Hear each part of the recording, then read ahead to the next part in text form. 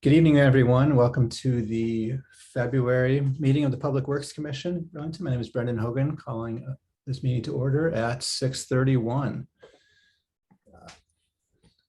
First item on the agenda is the agenda itself.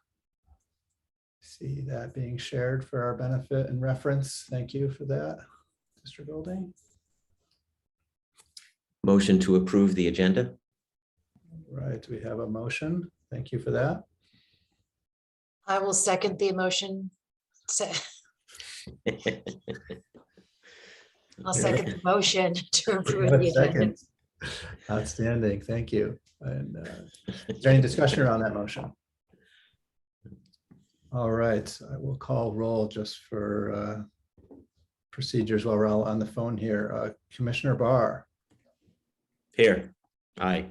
Aye, right. Commissioner Bowes, welcome. Seeking a vote on the agenda. Aye. Thank you. Commissioner Overby. Aye. Vice Chair O'Neill Vivanco. Aye. Commissioner Kennedy. Aye. I don't see Commissioner Montano, and I, for myself. Agenda passes 6-0. All right, moving forward to public forum. I saw a couple hand in the air before or something in the chat. Let me just check here. Chair Hogan, just so you know, I just promoted Commissioner Montaneo, so he's coming over right now. I'm not sure if he was intending to vote for the last item. Gotcha, great. Welcome, Commissioner Montano. Good to see you.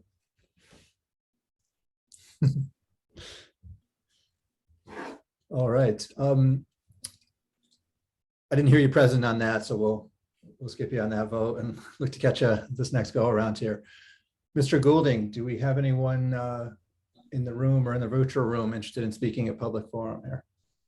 We had a hand up by Sharon Busher. If you've that hand is now down, but if you intended to speak right now, we can promote you over. And for anyone else who joined us, any members of the public who joined us, just use the raise your hand feature on the bottom of your screen if you want to speak during this public comment.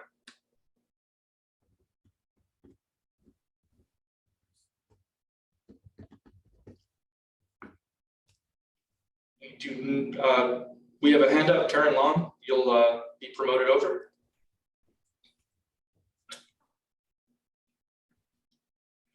And you're on mute. I know, I'm sorry. My husband, Michael Long, wants to speak and I would like to speak. So Michael will go first. All right, welcome, Michael. Good evening.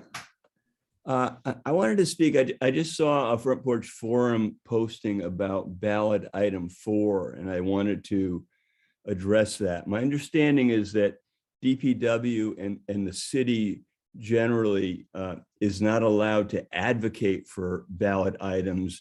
They can only inform the public regarding those items. So I just want to point out that this posting on item 4 is advocacy, and it's not information. It really is misinformation to a significant degree. I mean, there's some good information about the things that they plan to do, and many of those things are worthy things, but there's critical misinformation regarding how TIF works, because it says that there will be no impact to taxpayers. That's simply not true. There will be impact to taxpayers. TIF sucks millions of dollars out of the ed fund and out of the municipal fund, and that can only have significant impact on taxpayers over time. It says too that it will be entirely financed by tax revenues generated by new grand list growth in our downtown TIF district. Again, that's kind of a corollary to no impact on taxpayers, but that too is false, deeply misleading, because TIF dollars are taken away from the municipal fund and the ed fund based on what tax revenue was in the downtown TIF district in 2011. So every dollar added since 2011 becomes fair game for TIF siphoning off of those dollars to pay off debt for projects of any kind. And for instance, properties that might have been tax exempt in 2011, such as the former Y building, once they come onto the tax rolls, as that building has now, and it has an annual tax bill of about $80,000, the whole of that $80,000 goes into TIF and does not benefit the ed fund or municipal services in any way. So these are details that should not, it's not responsible to gloss them over and to pretend to the taxpayers that there's no impact and it's all going to be money that, oh, we didn't have before. It's really, it's a deeply duplicitous and irresponsible, inaccurate, false claim.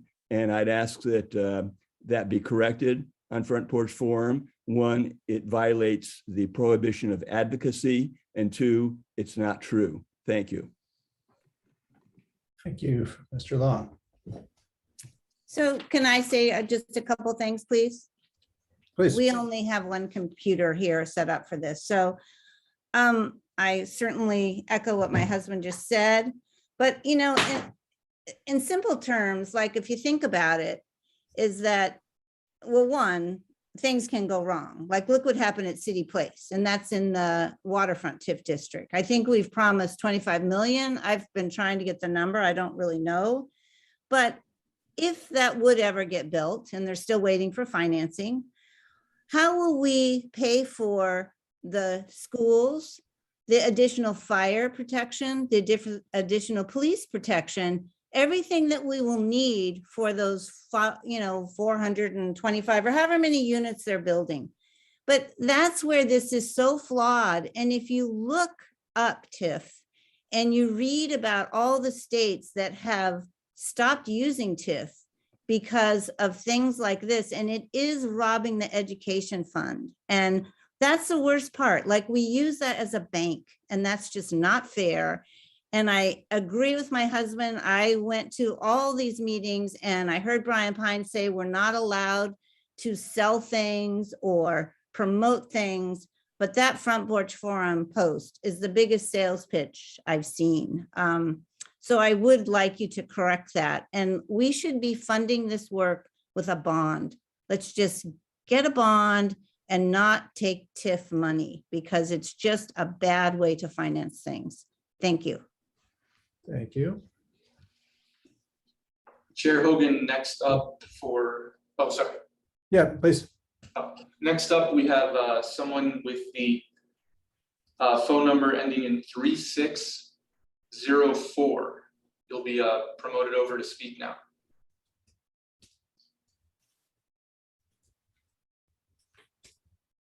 Hi, good evening. This is Sharon Busher, and I had trouble with Zoom.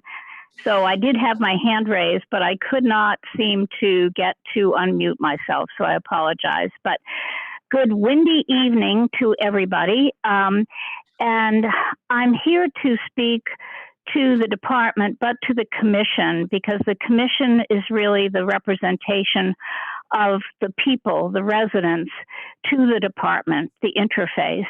And I wanted to speak to you about a process that has changed significantly regarding traffic calming. And I learned about it because I live at 52 East Avenue.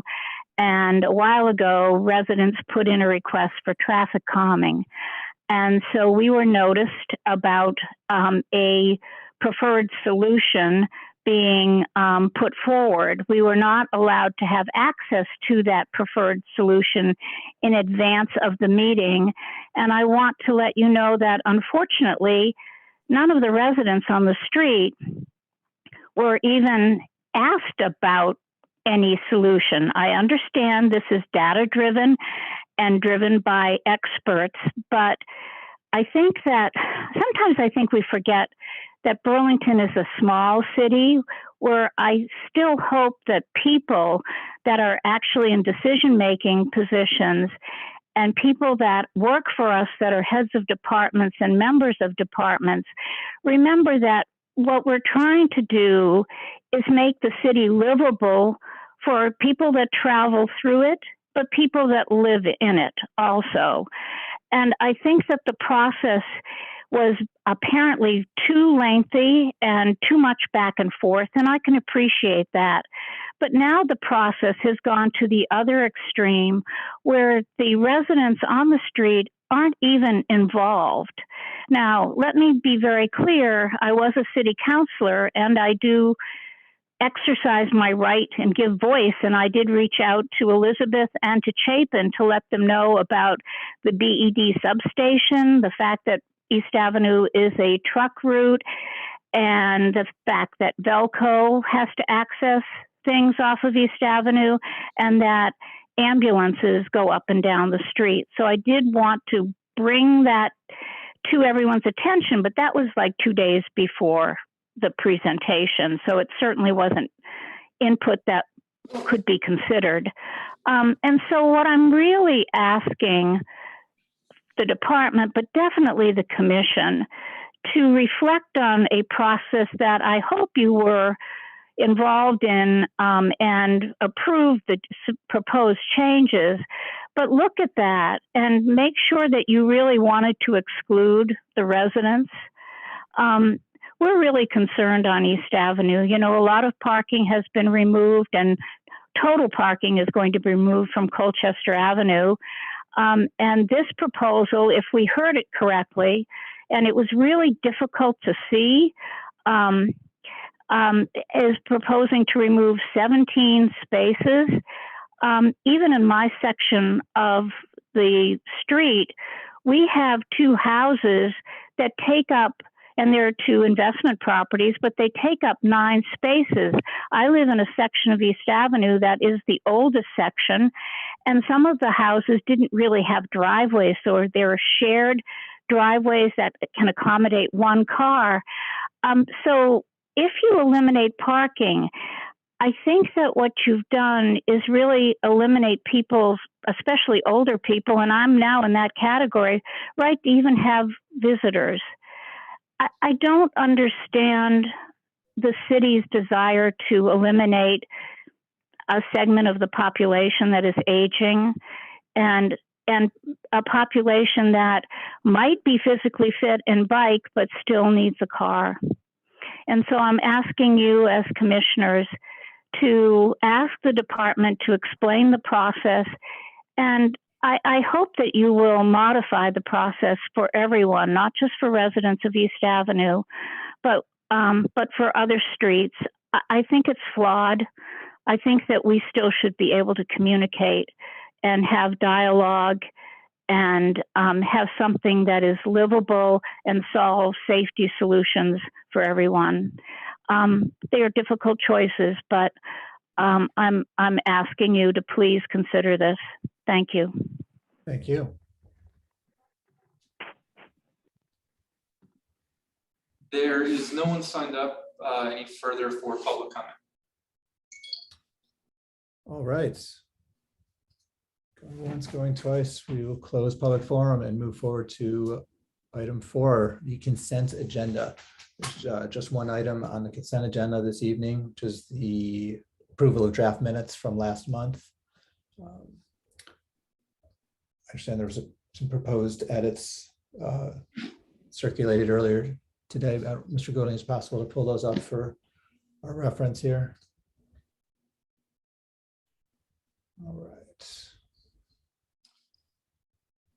We have a few changes to spelling of names throughout the document, and then revision to one of the public comments just needed to be merged a bit further together. Commissioner Overby had some further changes down below if you folks have them in front of you. And I'll pause on each substantive change. All right.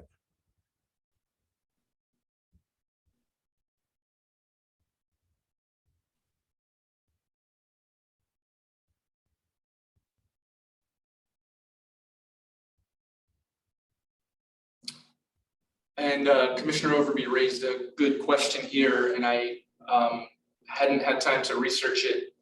But the question is, upon her communication with Karen Long, I realized that some of the public comment that was noted down probably was less accurate than it could have been. So through Commissioner Overby, Karen proposed change reflected here. And so we raised that for the commission to review and if needed to discuss process for public comment revisions. Sure.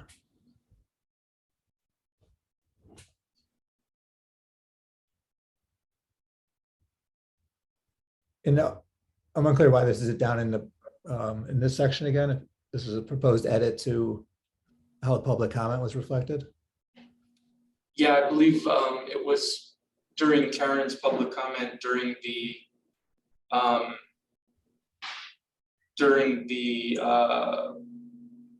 let's see, this is during the Main Street, Great Streets presentation.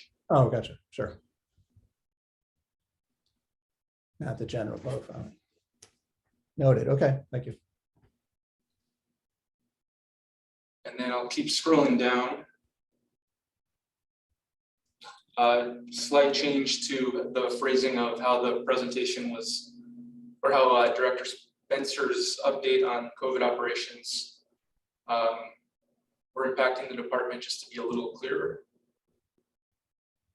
Sure.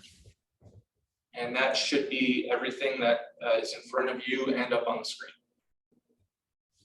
Got it. Thank you for that scan, Mr. Goulding.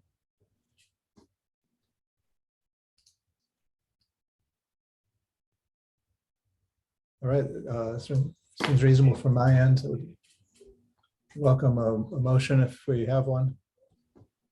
I move to accept the consent agenda with the minutes for the last meeting edited as such.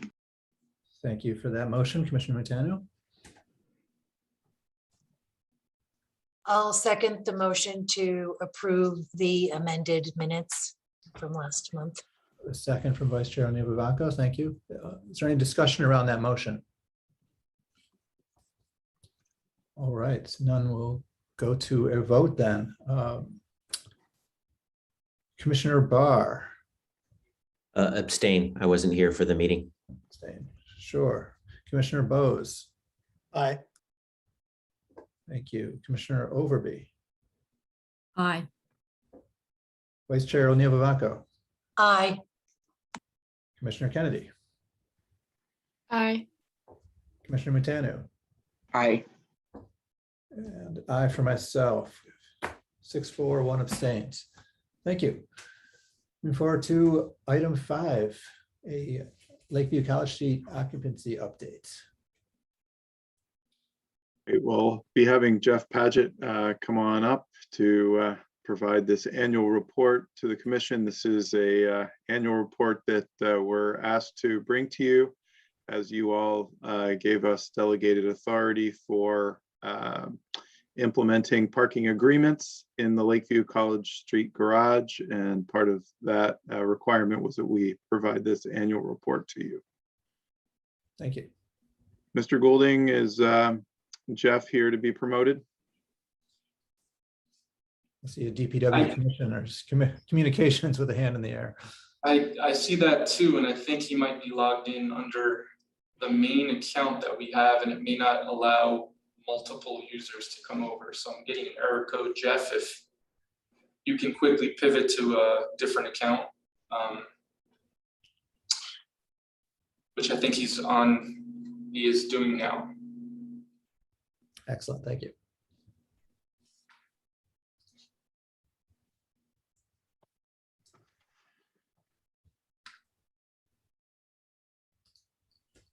The hiccups of remote meetings. I know. if it doesn't resolve quickly, we can move to another agenda item while we wait. Sure.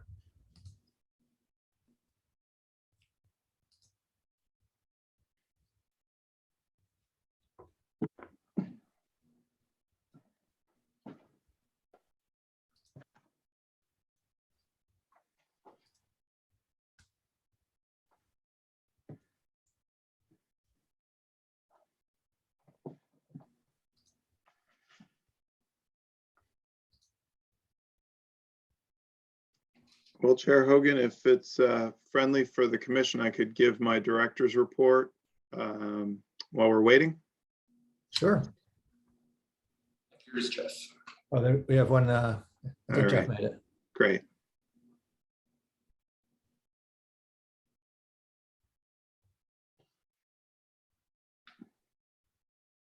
All right, guys. Hey, welcome, Mr. Badger. Sorry about that. Rob and I use the same Zoom account to when we set up meetings and stuff, and my computer seems to always think I'm on that one. So sorry about that. All right, here now. Okay, let me share my screen.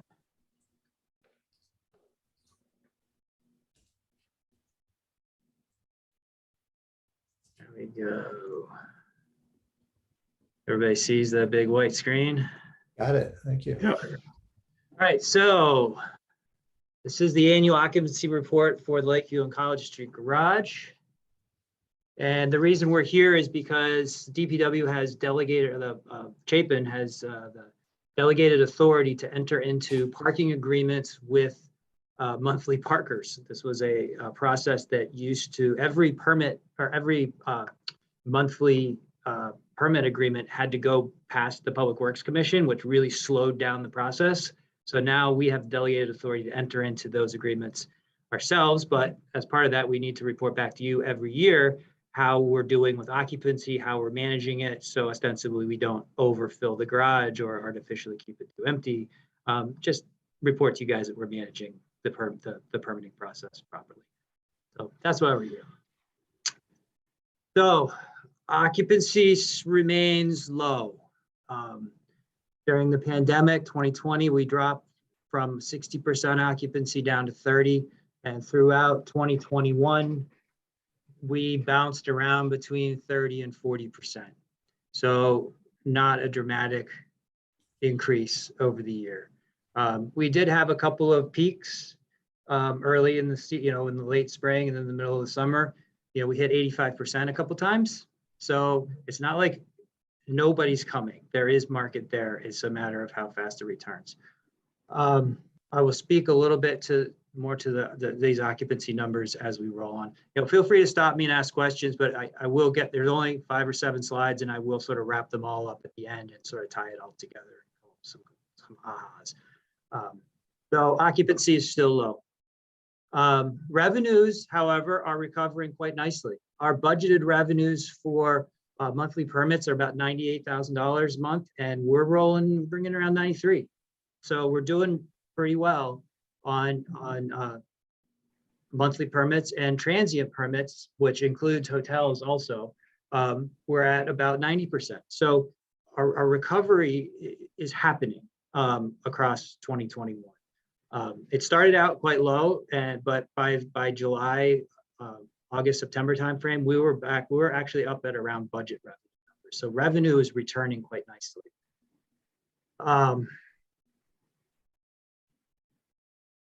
So here's the breakdown. We have that $98,000 budget for the monthly permits, and you can see we were down at around 50,000, and now we've recovered right up to this August number is a little confused because there were some permits from July and some in September that got credited back to August. There's a little account thing going there, but regardless, the point is the green line's budgeted and we're over it, which is pretty great. Same thing with the transients and the hotels.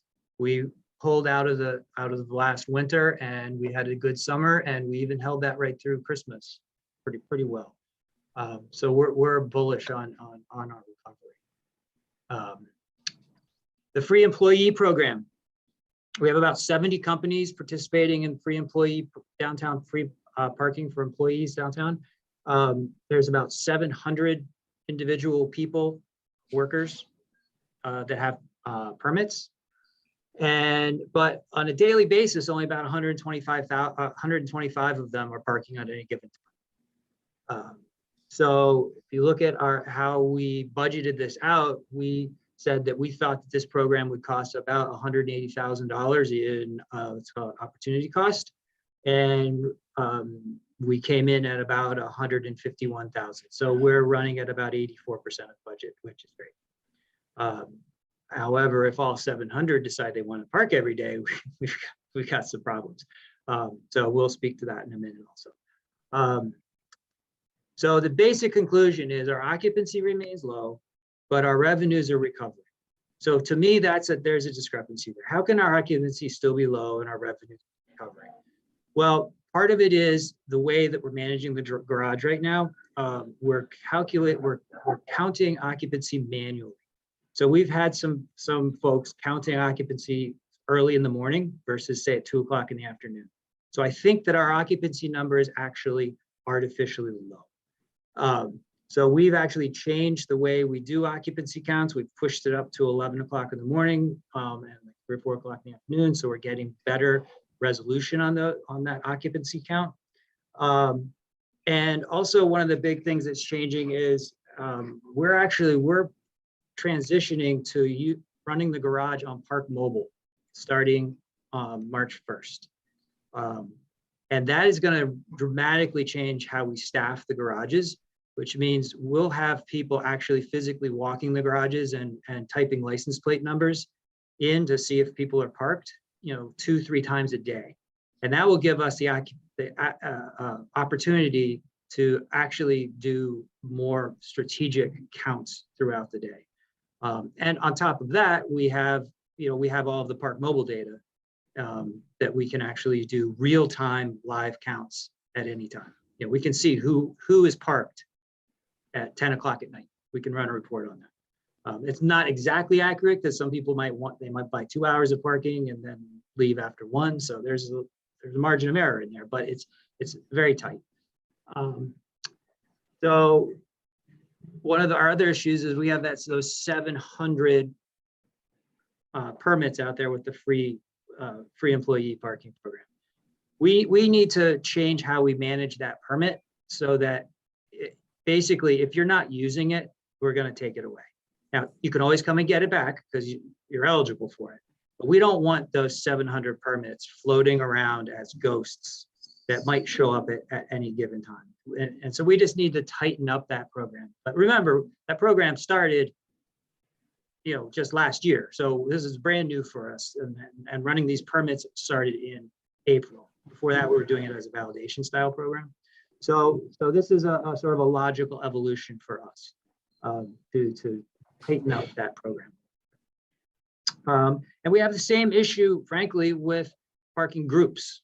So the folks that have an allocation of 50 or 100, often they only have 20 or 30 or 40 people parking against that allocation. So we really need to do an inventory of our allocations and talk to these groups and say, look, you really need that 100 because it's really goofing up our ability to understand what our oversell is.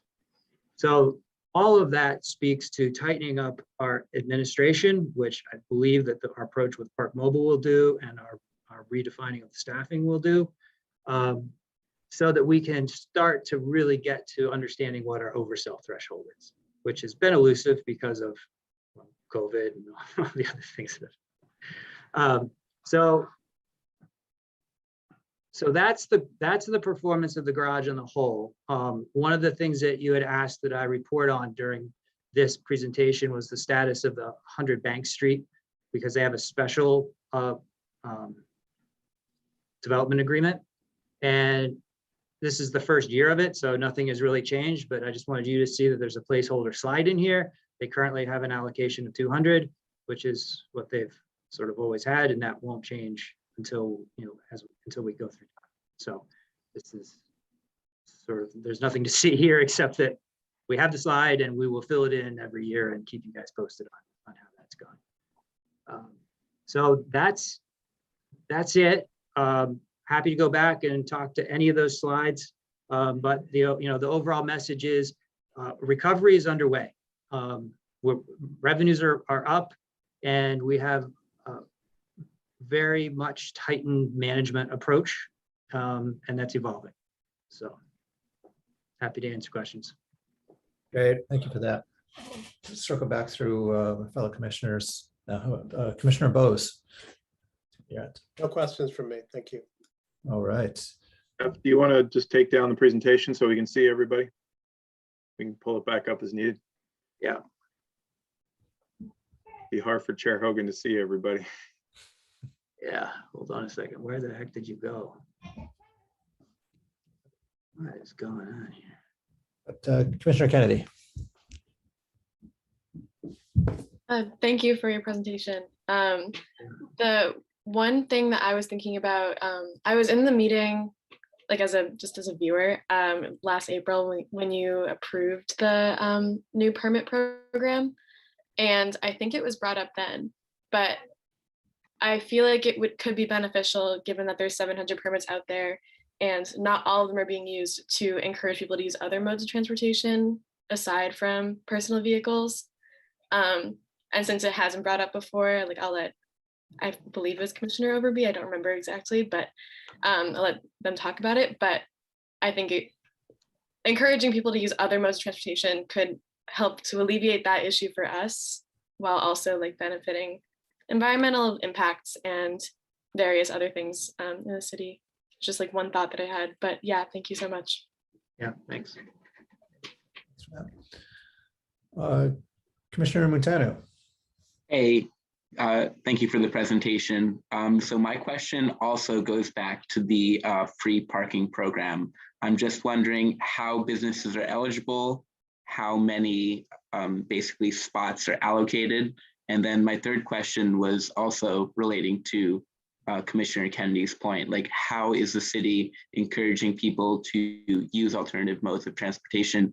And that could include carpooling, which would also limit the number of permits that are used on the daily basis.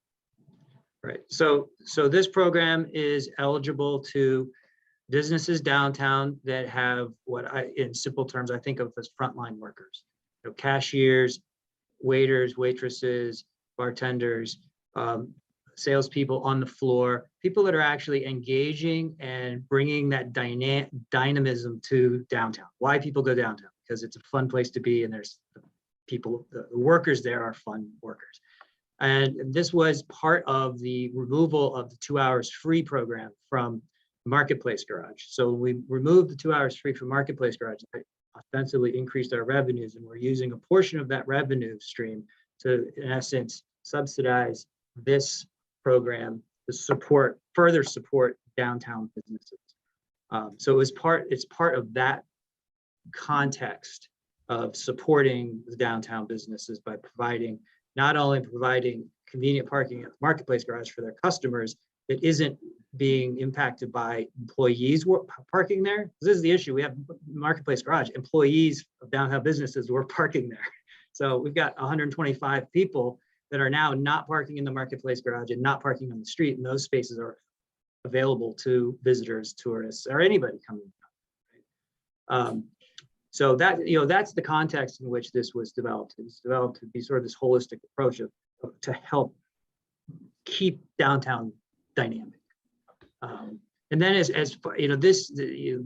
particular component is not, we're not looking at it, encouraging bike and ped, that's sort of kind of it, I'm gonna sort of pass the buck a little bit and say it's kind of a different department, but at the same time, I do have one of the programs I'm pushing forward and we've got money for is bike. I have a number of bike racks in stock, and I'm just beginning conversations with stakeholders downtown to figure out where to put these things.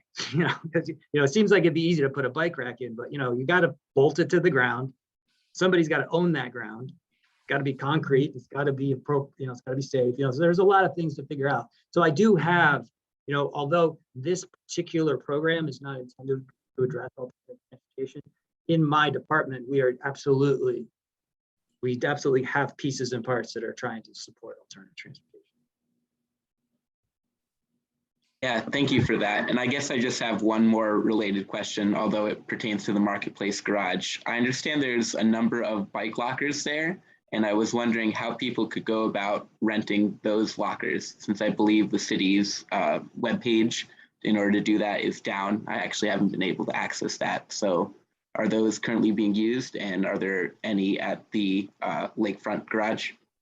There are none at the Lakeview College Street Garage. But I believe Nicole Loesch actually has has the spreadsheet that manages rentals of those. I believe you can rent them, and I think she has a method by which to do it. There's smart bike lockers by the GMT Transit Center, and then the lockers at the Marketplace are old school key locks. And we've really struggled with the operation of those. And some of them are actually coin that weren't working well, and people would store stuff in there long term to if they were needing places to store equipment or backpacks or the like. So we, I think, collectively need to figure out how we're going to provide secure bike parking in a way that is functional and efficient, and it meets the need. So there are some at the Downtown Transit Center that are up and functional, and there are covered bike racks in the Lakeview College Street Garage, but no secure locked parking. And we have a number of new bike racks at Lakeview College Street that came in when the high school came. It's actually a condition of their approval through zoning was to provide bike parking. So it's outside, it's not covered. Great, thank you for that. Thank you. Commissioner Barr. I have no comments at this point. Thanks. All right, thank you. Commissioner Overby.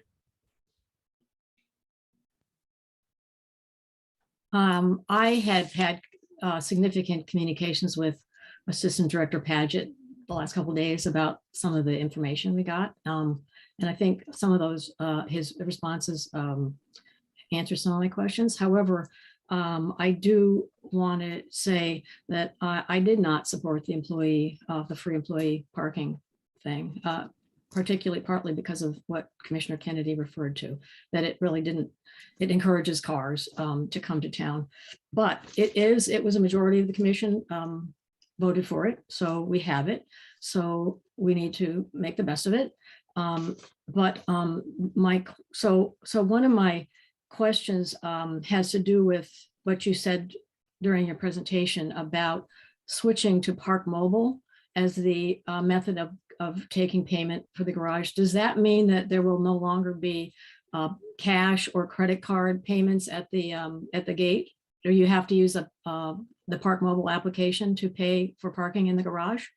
It's Park Mobile and Calais pay stations. It's the same. It's the same exact architecture as we have on the streets. So on the street, you can either pay at the meter, the credit card, or with Park Mobile.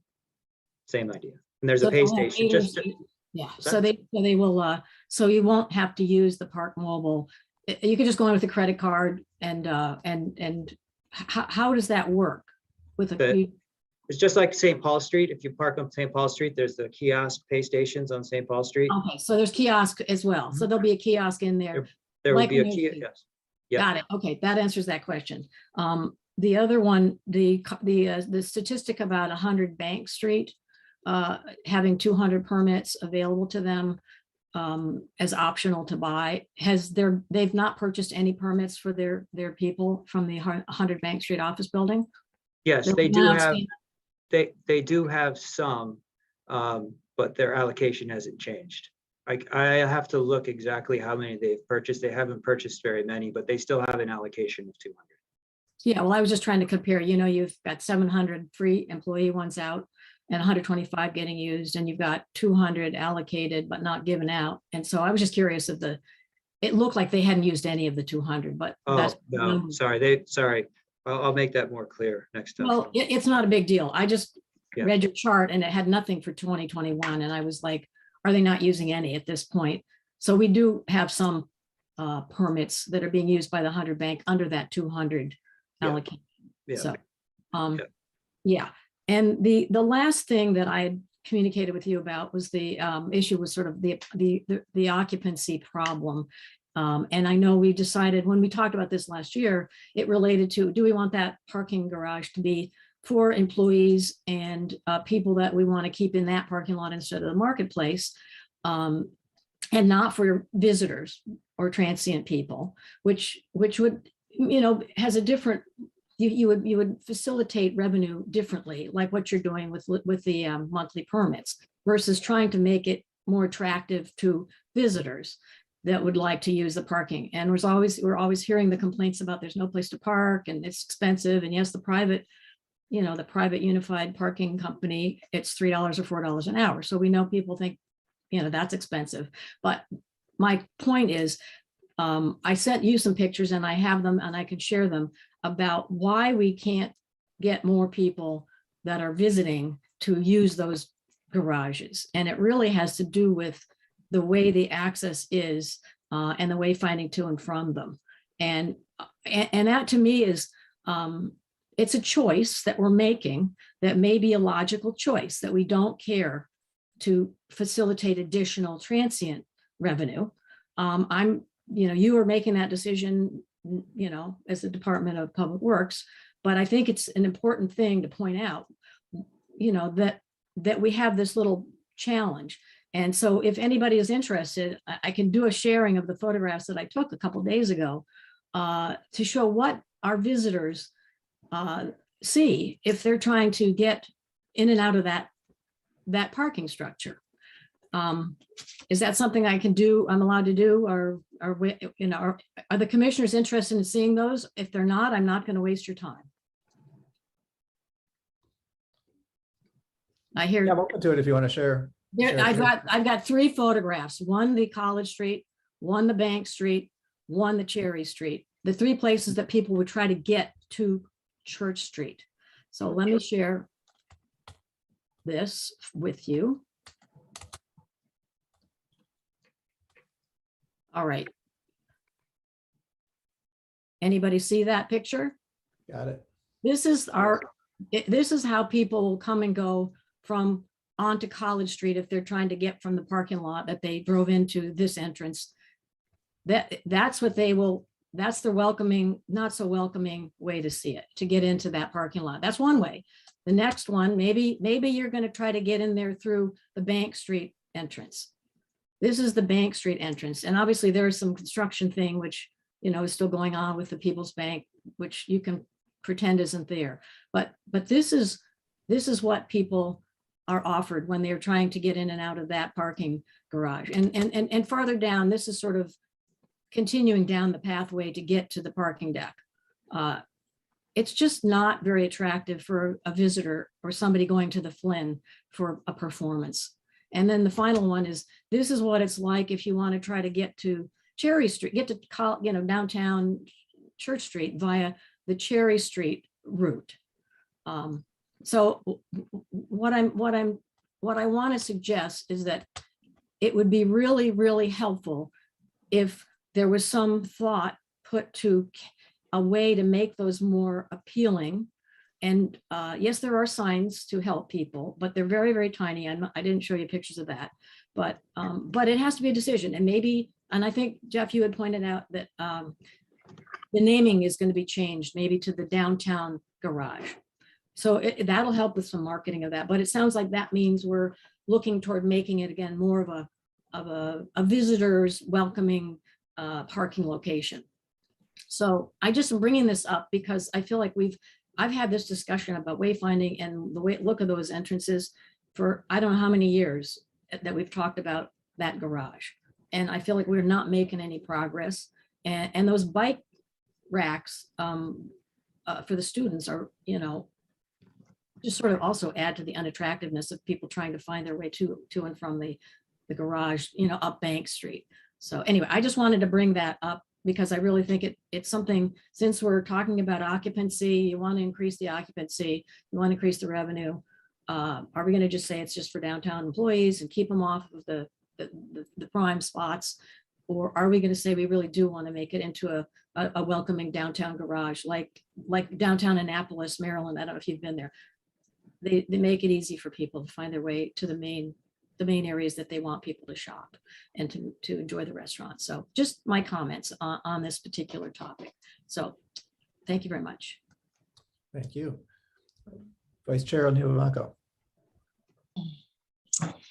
Okay, I'm gonna take the stick and beat those 700 spots in the employee parking program. So is there any way that you're able to track? You said that about 125 of those employee parking passes are used on a daily basis. So, you know, dynamic shifts and so forth. Do you have a sense of whether or not those 700 are used during the course of, I don't know, a 10-day period, depending on people's shifts? And, or can you get that data No, that's to right. to help Yeah. cull That- the, yeah. Yeah, that's what I'm saying. Out of those 700, there's what, 500 and some odd, whatever that is, that just don't even get used. There's only 125 people in the garage at any given time on those permits. So yeah, so we have to figure out how to, I know there are hundreds that are being issued. People, you know, because we're giving them out. We, you know, if somebody asks for 10, we give them 10. You know, we're sort of being in that early stage of just trying to figure out adoption. So like from our perspective, when we were running this as a validation style program, the utility was much lower because you had to pull a ticket, you had to have a validation. It was a two-step process. You had to remember, you know, there's more friction, right? And then we converted to a permit style system, which it was more like, okay, you just have this permit, you can come and go as you please. Everybody's like, oh, great, I'll take one of those. So we made it much easier for people. So even if people were not totally convinced they were going to use it, they would take it anyway. And we just need to start reining that in and dialing that in. It's a management issue for us. Absolutely. Okay, with good data, right? Yeah, right. And now with going into Park Mobile, we will still know, you know, very closely who's coming in. You know, when we take our shots in time, we'll know who's parking. And now this is like kind of this conflicting point for me, you know, to kind of reflect back on what Commissioner Kennedy and Overby and Mutano were talking about. This, you know, TDM, like how do we as a city, right, encourage, you know, the net zero energy plan and transportation management, while you as a department need to earn revenue. So I feel like I'm channeling Commissioner Barr here at UVM, where, you know, it's great if we can fill our garage with, you know, cars full of like 5 people, right? But you don't, like the city doesn't get revenue if we just have bike parking. So I don't know where Public Works falls in that kind of really delicate balance of wanting to get revenue for the car park, but the city's goals of net zero, and we don't have honestly, we don't have a transit. I say this, oh, Director Spencer, aren't you on the GMT board? Go ahead. We don't have ample transit options that run into the evening where some people would be able to take advantage of that. So I just feel like there are all these conflicting pieces, and so I feel like I want to push on the walk bike bit and transit, but I feel like we can't because those systems aren't in place. But if we still have all this parking, then we're not going to get there. So I don't know, maybe that's just more like, you know, this is more rhetoric than I feel like you can actually answer, but maybe if you could throw something at me, Jeff. Yeah, no, I mean, I hear what you're saying, and you know, my job is to run these facilities, and I absolutely don't see my job as generate more traffic and bring it into Burlington just to fill my garage. The way I look at it is, let's make this garage so attractive so that when somebody's coming into Burlington anyway, they say, I'm going to go directly to that garage and park in that garage and not drive around the block for 10 or 15 minutes looking for a parking spot. I guess I'm dealing with the reality of the people that are coming anyway, Mhm. and not looking at the garages I operate as generators of traffic. I see that's Church Street's job, right? That's the advertising budget of every store on Church Street, is to bring more people in. My job is to make it, when they get there, make it as fast and as efficient and clean as possible to park their car quickly. That's how I look at it, and I'm happy to entertain all of the different ideas around, integrating multimodal and electric and all this stuff into the garages. I think that's great. But that takes a sort of that broader look. Mhm. And so then my leap from there, Director Spencer, are you gonna? I was just going to add context that I think together we've come a long way. We removed 2-hour free from Marketplace Garage for everyone.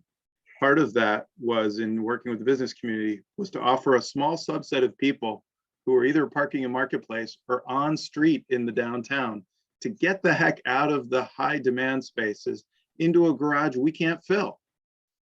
And that is good parking policy. That doesn't mean that we're not still earning money. We're charging everybody in Marketplace now. It used to be that 70% of the users in Marketplace got out free. That's changed. That is a fundamental price message that didn't exist previously. We're offering free parking spaces thanks to this commission's support for Car Share Vermont in the Marketplace Garage. That's another investment we've made. And the traffic fund is a more flexible fund than the garage parking facilities fund. We, with that fund, can do things like we funded part of St. Paul Street Great Streets. We funded the school travel plan to improve walk bike to the schools with funds from the traffic fund. So if we can get the on-street system performing as well financially as the garage system, unfortunately, the on-street system is still hovering in the 50%, 60% range, that we would have money to do more innovative stuff. The parking fund, regulated by charter, can really just be used for operating these garages. So it's not a flexible fund that we can do transformational stuff with, for better or worse, unless we collectively get to the legislature and get voters to change the charter. So I hope that makes sense. This was one targeted narrow program and not a sea change, leaving the kind of price to paying for parking, so that we encouraged alternate modes, because we're still swimming that direction strongly. Okay, no, that's helpful, that kind of this bucket of money goes for the parking garage. I get that. Yeah. So you, Jeff, you were also mentioned bike racks, right? And I think way back when BHS was moving, which was just last year, BHS was moving to Macy's. You can't put bike racks in the car park. Is that my understanding? Because I know they're those ones that Commissioner Overby was referencing, right at the back door to Macy's by that's Bank Street. Yeah. We explored putting them inside the facility, but kind of came to the sort of general consensus that it really wasn't safe to have the kids and the bikes, and the risk of them riding their bikes in the garage, and just all the other things that come with happening at bike racks. Everybody sort of felt it was better that they be out in the open, or everybody can see what's going on, and because you're not allowed to ride bikes in the garage. It's just dangerous. And we don't want the kids walking around in the garage because it's dangerous. So, and they won't walk their bikes. No, I get it. That also makes sense. And how's the BHS parking going? It's great. With students and staff? Yeah. The first couple of months were a little bumpy, just getting everybody trained on what you can and can't do in the garage. What you can do is park your car, and what you can't do is anything else, right? So, training everybody, staff, students, everybody alone, and our staff, learning how to interact with sort of a different demographic. But we've really enjoyed having them there. The energy they bring is, it's high school energy. It's great. And one of the interesting things that happened as soon as they moved in is the graffiti almost disappeared. I know the picture that Solveig showed had a bit of graffiti in it, but that is the exception these days. Actually, I had conversations yesterday about, all of a sudden, just this week, we had this little rash of graffiti, and they haven't had it for a long time. And our crews are really, we've had a very positive change in our maintenance crew, and the responsiveness is huge. And they've been really staying on top of the graffiti in that walkway area. And I don't know what happened, but the students showed up and the graffiti kind of faded away. And it might just be the energy, just good energy. So It's so we're energy. happy- yeah, That's for sure. we're happy to have them there. And it's also fostered, so talking broader, I have a relationship with the school district now. So we're actually going out to the other schools and dealing with some issues at other schools related to parking, like at pickup time. Parents park in crosswalks, they park in illegal parking spaces, and our enforcement crews out there giving tickets to parents while they're picking up their kids. Like, who wants to do that? So we're trying to work with the schools to create a new message around safe for kids. So it's been good on a lot of levels. Jeff, that's like just music to my ears, having worked at EES and EMS and the parking pickup and drop off, which is just absolutely dangerous. Marty So glad this is great. Okay, no, that's it. I kind of really wanted to hear this employee piece. We're dialing it in, hopefully. And I'm glad to hear that the VHS parking is going well. Maybe you can teach my son how to pull into the garage. Yeah. It's fun watching them drive around. Yeah, right. That's all for me. Thank you. All right, thank you for that. I think that's just news with me then. What are the I've got to ask, since you called it out, what were the 2 daily peaks where you hit 85%? I didn't actually zoom in on them, but I got to imagine it's a Saturday in April, one of those first sunny Saturdays. And then the other one was in like July, and it was probably one of those festival weekends. One anecdote is, even on 4th of July evening, when we were doing, flat fee parking, $5, you just come in, we still didn't fill up. There was still, it was almost full. There were 20 spaces left, but even on that night with a special event with special direct marketing, we still, so it's just interesting. I don't know what the conclusion is, but it's interesting. Yeah. Curious on, I missed the calculation of your 89% budget performance with the transients. We were looking at one was So 33 and you did 35, or vice versa. 30, 89%. Right. Oh, I've got this backwards. Sorry. Okay. Fair enough. And I was going to ask about real-time reporting, and it sounds like this move to Park Mobile is a step in that direction. Is it safe to say that, first step there is you can pull it and you could know what the real-time, or a real-time approximation of your occupancy is. Love to see at some point onward that communicated to the public. I do too. I just have to get a stronger computer and some different software, because the volume of transactions that happen in a day is massive. I built a model to calculate real-time occupancy, and I think it's got like 400,000 rows or something. It's just massive. So yeah, I agree. We need to get to that point. We will, but it's going to take a little more effort. Yeah, sounds like an opportunity for a student project to help, or our city innovation and technology department folks to help. Internship. Very good.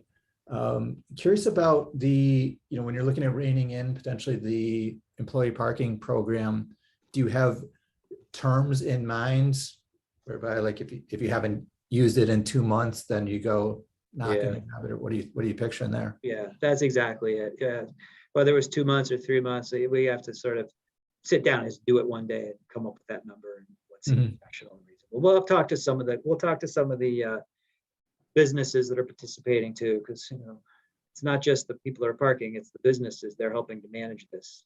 They have to renew their parking every month. Instead of sending them a bill and they give us money, all they got to do is send us an email and say, keep parking these people. Sure. Okay, thanks. Could you speak briefly to the, some of the motivations here is certainly improving the usage and patterns at the marketplace garage, and Director Spencer spoke to that a bit, but have you seen sort of encouraging patterns of, or I guess I guess if there's a validation program in place, how is that working from your perspective? Well, we have a validation program stood up, but nobody's taking advantage of it because it's just too hard to use because yeah, you know, you have to interrogate your customer as to where they parked. You know, did you park at Marketplace or did you park at Lakeview and College? Did you park at the Cali Pay Station or did you park with Pay Mobile or Park Mobile or did you, Right. you know, it's just there's too many avenues to pay. So when you do, we have to craft these validation programs more streamlined, you know, so it's just through Park Mobile or something like that, which we just did over the Christmas holiday. We did 1 hour free, which was backed up with EID money. And we did that for all transactions on Park Mobile, which was a successful program. Mm-hmm. So that was, I mean, that was a credit that was like directly if you were using the app or something. Yeah, 1 hour free if you use the app. Yeah. Very good. All right, no, thanks for that. I think that's all I had in mind here. Thank you. I will open up to public comment. There is no one signed up for public comment at this time, Chair. All right. Thank you for that. Circle back briefly. Yes, Commissioner Overby. I just had one follow-up question. I think when we on the employee free parking, I think when we talked about this originally, and I might be wrong, but I think I suggested that there should be some small token financial contribution for the employees that actually decide they want one of those passes, like the 125. So have you thought about you know, implementing something like that? Because it's the free is like what you said, they just say, oh yeah, keep them all. And if in fact the employers want their employees to have that benefit, they could say it only costs you whatever, $5 a month or $10 a month or something, you know, something that you can actually, it's not to collect revenue, but it is to deal with the ghost passes that you're dealing with. Have you thought about something like that? Yeah. At this point, the first thing we're thinking about is putting this sort of shut it down mechanism in. And then once we get that, if that shut it down mechanism doesn't work, then I think we need to talk about, you know, charging for it. But that's you know, we'd have to be, you know, this program exists, remember, as part of a negotiated sort of approach with the downtown business community. So we would have to really engage the downtown business community, understand their needs, you know, how they value the program, and really understand what a reasonable charge would be. You know, I'm not opposed to entertaining any concept, but at this point, we really, I think, want to try to truncate the amount of permits and through this policy, and then see if that works, and then we'll try the money route. Open to anything. So in fact, you want them to have free any kind of charge to the employees? Is that, maybe I heard you wrong. What's that? Are you saying that there is a commitment to the employers right now that there will be no charge to their employees for this parking permit? Well, that's how the program was set up. The program was set up explicitly as an offsetting program with the return of 2 hours free. The employee free program was created with that explicit offset. So if we were to change that, removal of 2 hours free, I'm sorry. So to change that, we would, you know, it would require some conversations.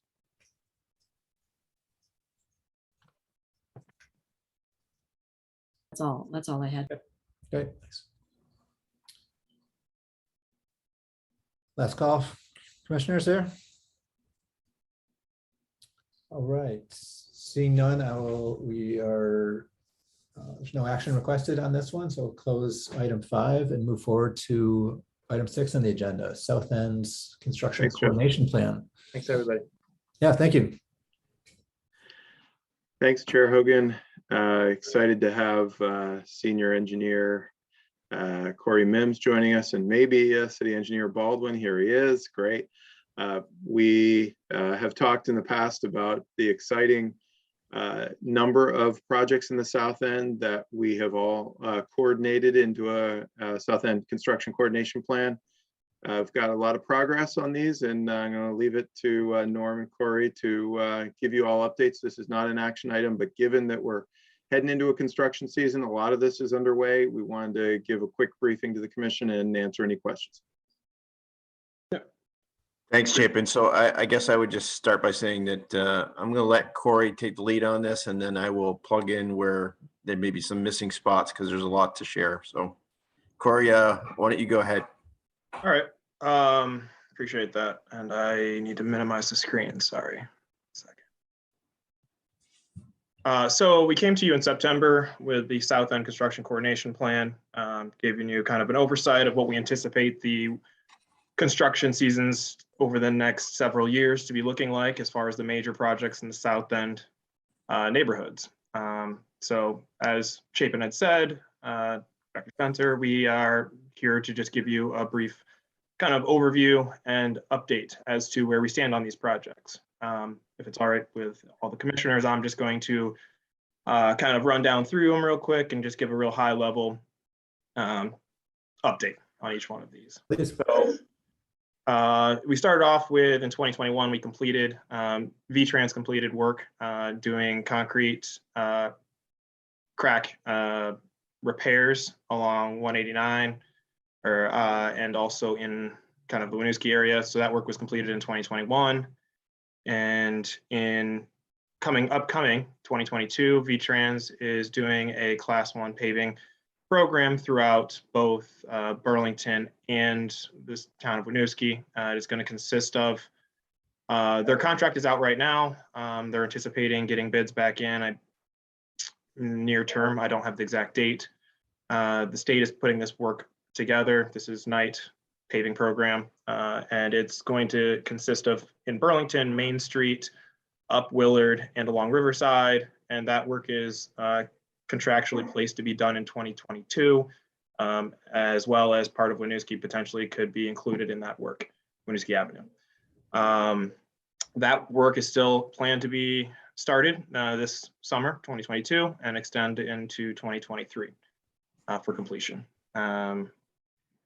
A Vermont Rail and Amtrak project has been underway and has made successful progress here in 2022.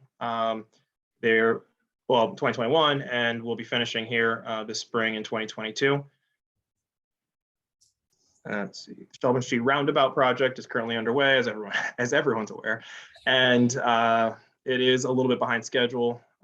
We're still anticipating that work is looking to be end of 2023 construction.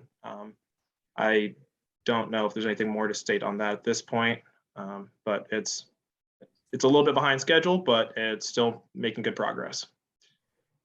The big one in this South End Coordination Plan, and which I'm kind of happy to say is, as far as the Champlain Parkway project is going currently, it is out to bid. We just had this morning, the mandatory pre-bid meeting with contractors. That one is planned to be, let's see, bids received by March 18th, and we'll be going to council with those apparent low bidder for bid award in April. So Corey, I would just frame for the commissioners that this is phase 1 of 2. Correct. And explain the segment that it references in this bid. Correct. So in the South End Coordination Plan, it identifies this portion of work. These are the segments that ultimately connect between Home Avenue up with the new Champlain Parkway. It'll be on Lakeside Avenue to Pine Street, and then heading north on Pine Street to Kilburn. This is part of the initial contract, and then this will also include the shared use path section that goes from Shelburne near the south end of Burlington. So this phase of work is anticipated to be completed fall of 2024. Commencement of construction summer 2022. Next, we have the Main Street, Great Streets, as that's being designs are still proceeding on that. I actually am not too familiar with where we sit on this project. Norm, I don't know if you could speak to this one. I would just say that there is a significant amount of conversation ongoing about what scope of work would potentially be designed and constructed and how it would be potentially funded under a potential TIF vote coming this March vote. So it's in early stages, really just gathering up what the public's interests are and in engaging stakeholders. And it will take at least a year or two worth of design once there is clarity about the scope of work that's approved by members of the public.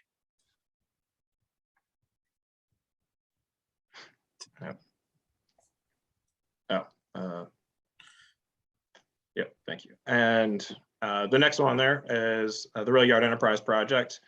Rail Yard Enterprise Project has started its outreach in its NEPA process with community members and local stakeholders.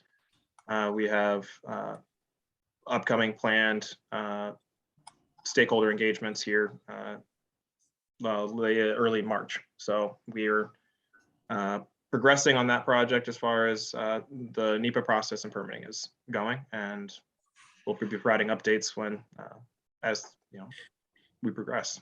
So I would go a little further, Corey, and say that we have met with Vermont Rail Systems. We have met. We're scheduling to meet with individual stakeholders, property owners within that area, and we're also scheduled subsequent to that on the 10th to meet with a group stakeholders and then a public meeting to follow. And of course, you're welcome to take a look at the website. It's railyardenterprise.com.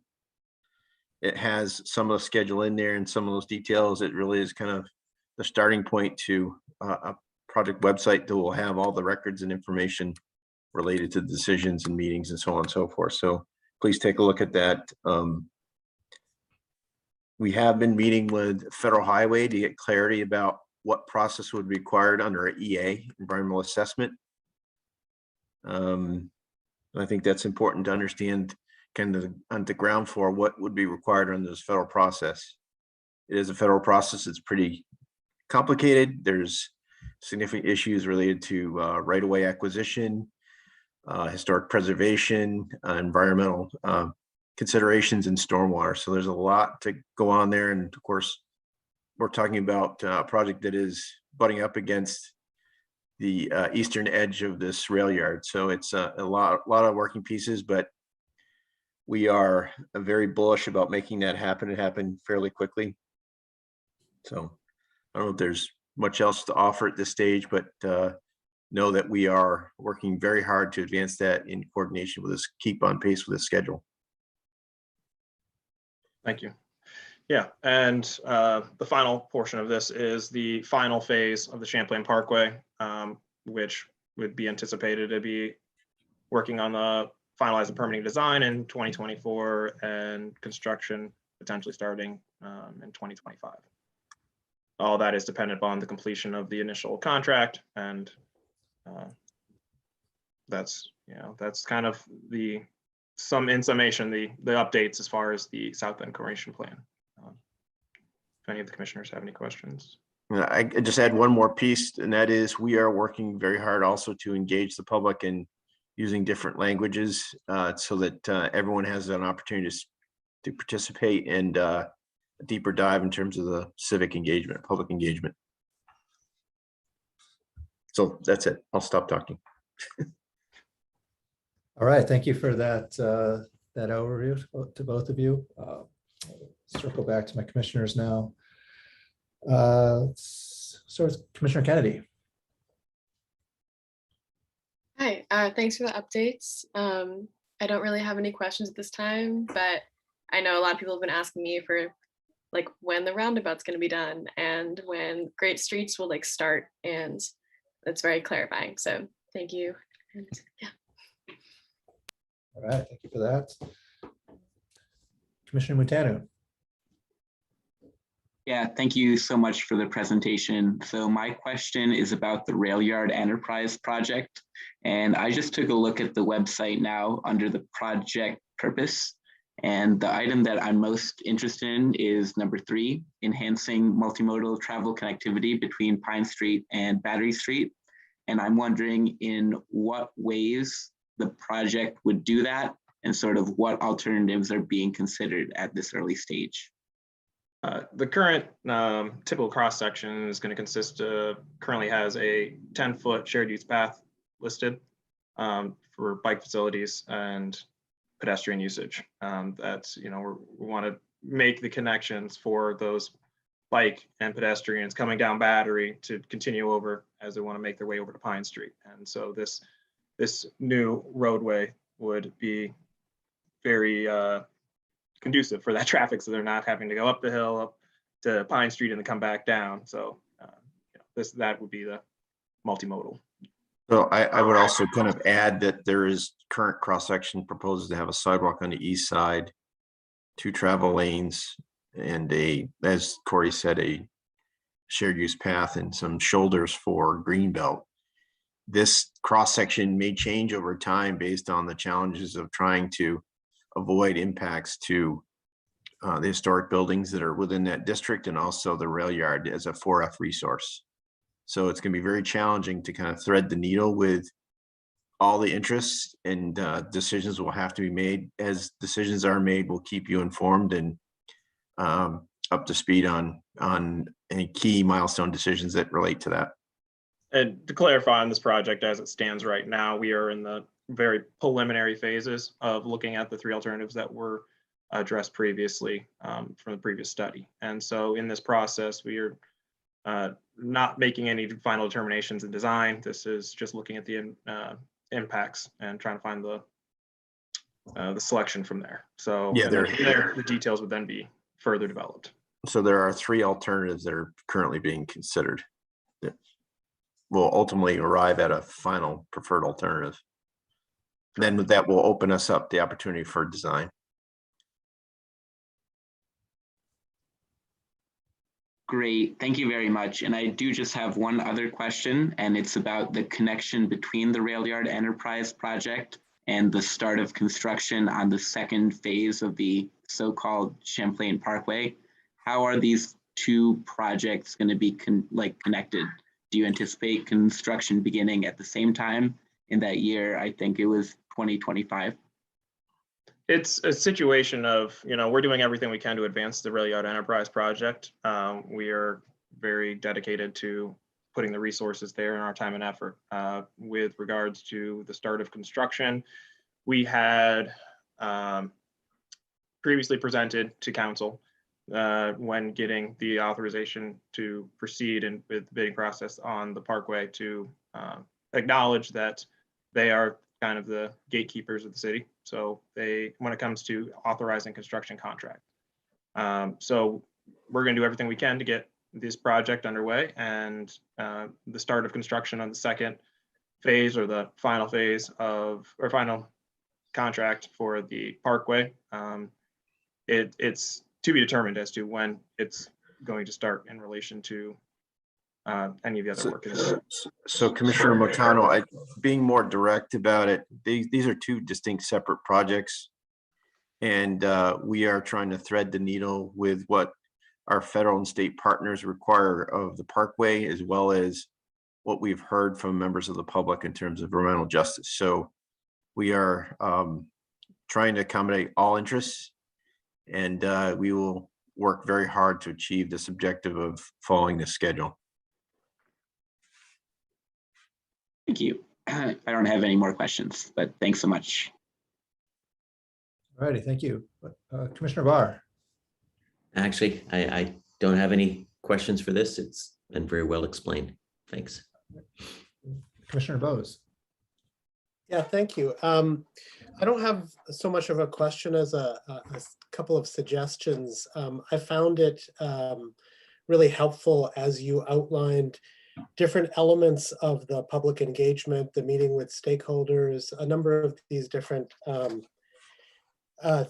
initiatives that the department is taking to try and engage with the public, as you said several times, and also, there's a lot of different projects that you have outlined there a lot of really complex, elements to them. I think it would be really helpful, both as a record of what you're doing, in the same way that you have that chart that lays out the construction schedule and, some of these different elements, to actually both document some of this public engagement that's going on, who the different stakeholders are, both as a record, but also as a kind of reminder to be engaging. I don't know if this is so much a comment to the two of you as it might be to Director Spencer, just because I think that it's, especially given some of the controversies that have continued to swirl around these projects, I think being very intentional and very clear about the ways in which the department is trying to respond to these sometimes very opposed interests and shifting ideas around. I mean, I've heard a lot of different things being said about the Champlain Parkway. How could there not be, given the long history, right? And all the different changes that have taken place.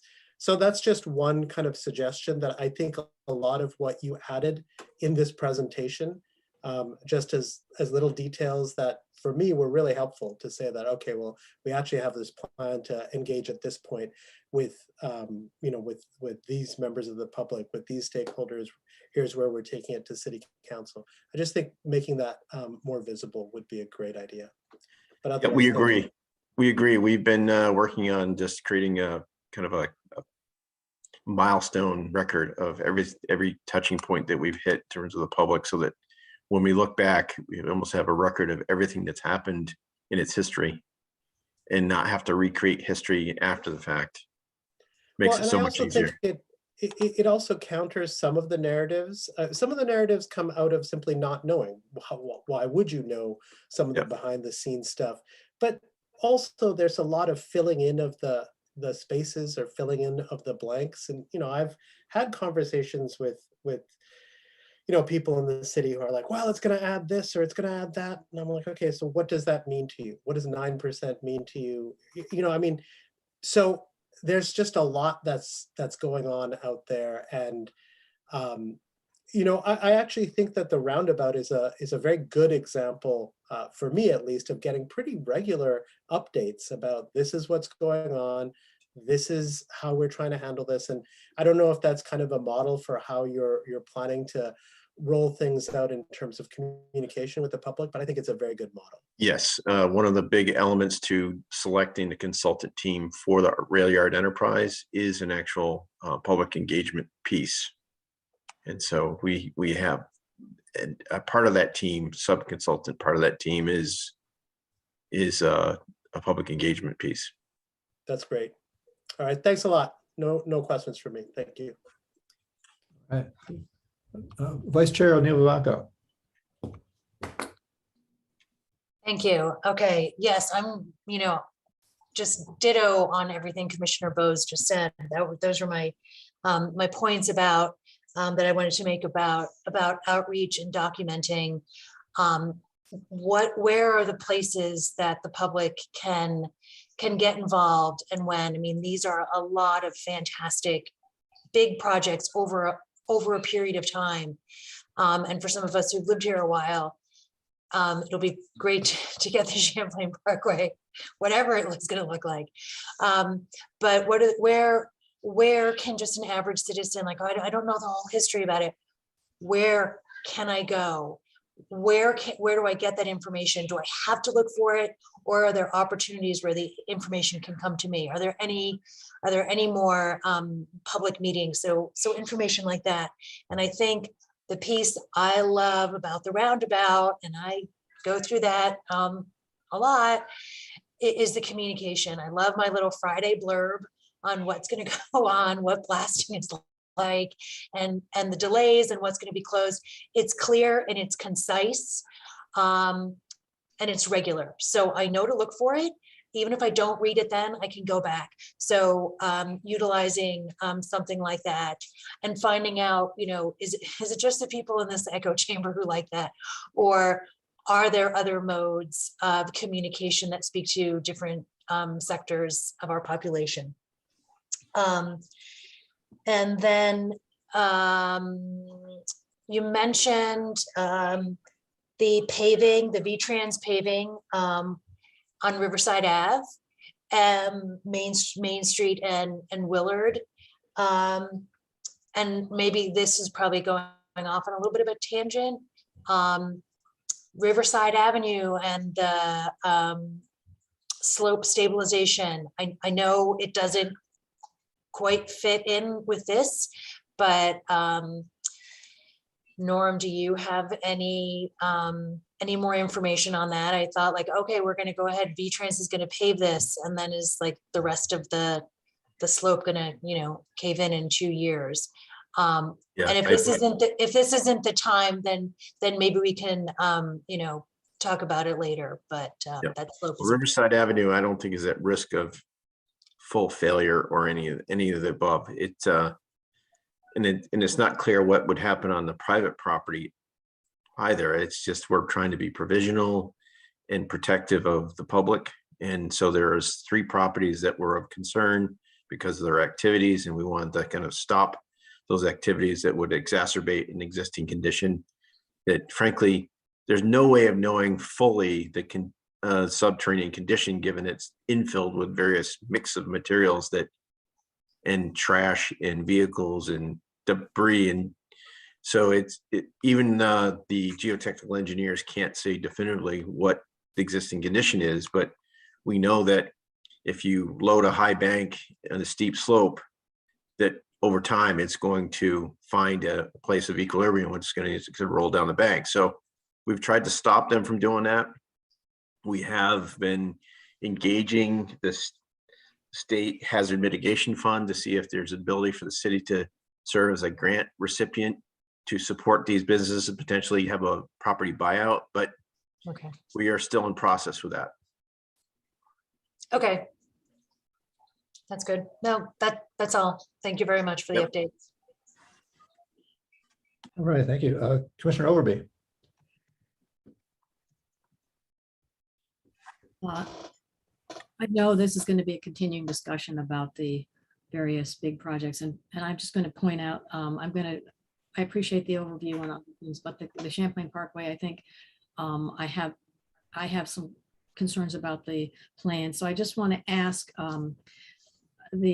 as I saw it, I know Commissioner Bose was pointing out the timing. No, it was Commissioner Bose anyway, about the timing of when one started and one finished. The Rail Yard Enterprise versus the second part of the Champlain Parkway. But my first question is, I know we hear all the time that the design of the parkway requires the stoplights for intersections and not roundabouts, because otherwise the federal government will require us to pay back money. So in effect, what I'm wondering, and this is just, I'm trying to figure this out, is that meaning that now that the technology of safe intersections is really the roundabout is the safer intersection for slowing speeds down and making it easier for the cars to slow down and people to get through intersections. My question really is, does the current bid plan that you put out to the contractors this morning, or I guess it was this morning, have any? You had a bid meeting, did you? That was going to. We had a pre-bid meeting, yes. Was that today? Correct. The Okay. pre-bid meeting was today, but the bid was released on February 2nd. Okay, well then, what I'm getting at is the idea of, are we required to spend the money that we have for stoplights at all these intersections, and then go back later with our own money or some other money and undo that, because really the current safety regulations now, the certain recommendations are for roundabouts. So are we really required to, in effect, spend money to put in stoplighted intersections on Pine Street, and then rip them out later? Is that Commissioner Overby, I don't really want to, I guess. We don't have to go into the details. I can talk with you later, but I'm just always. No, but I guess I would try to say to you that I pause right there for now. You got to understand that there are different techniques to deal with control at intersections, and there's merits to both a signalized approach versus a roundabout approach.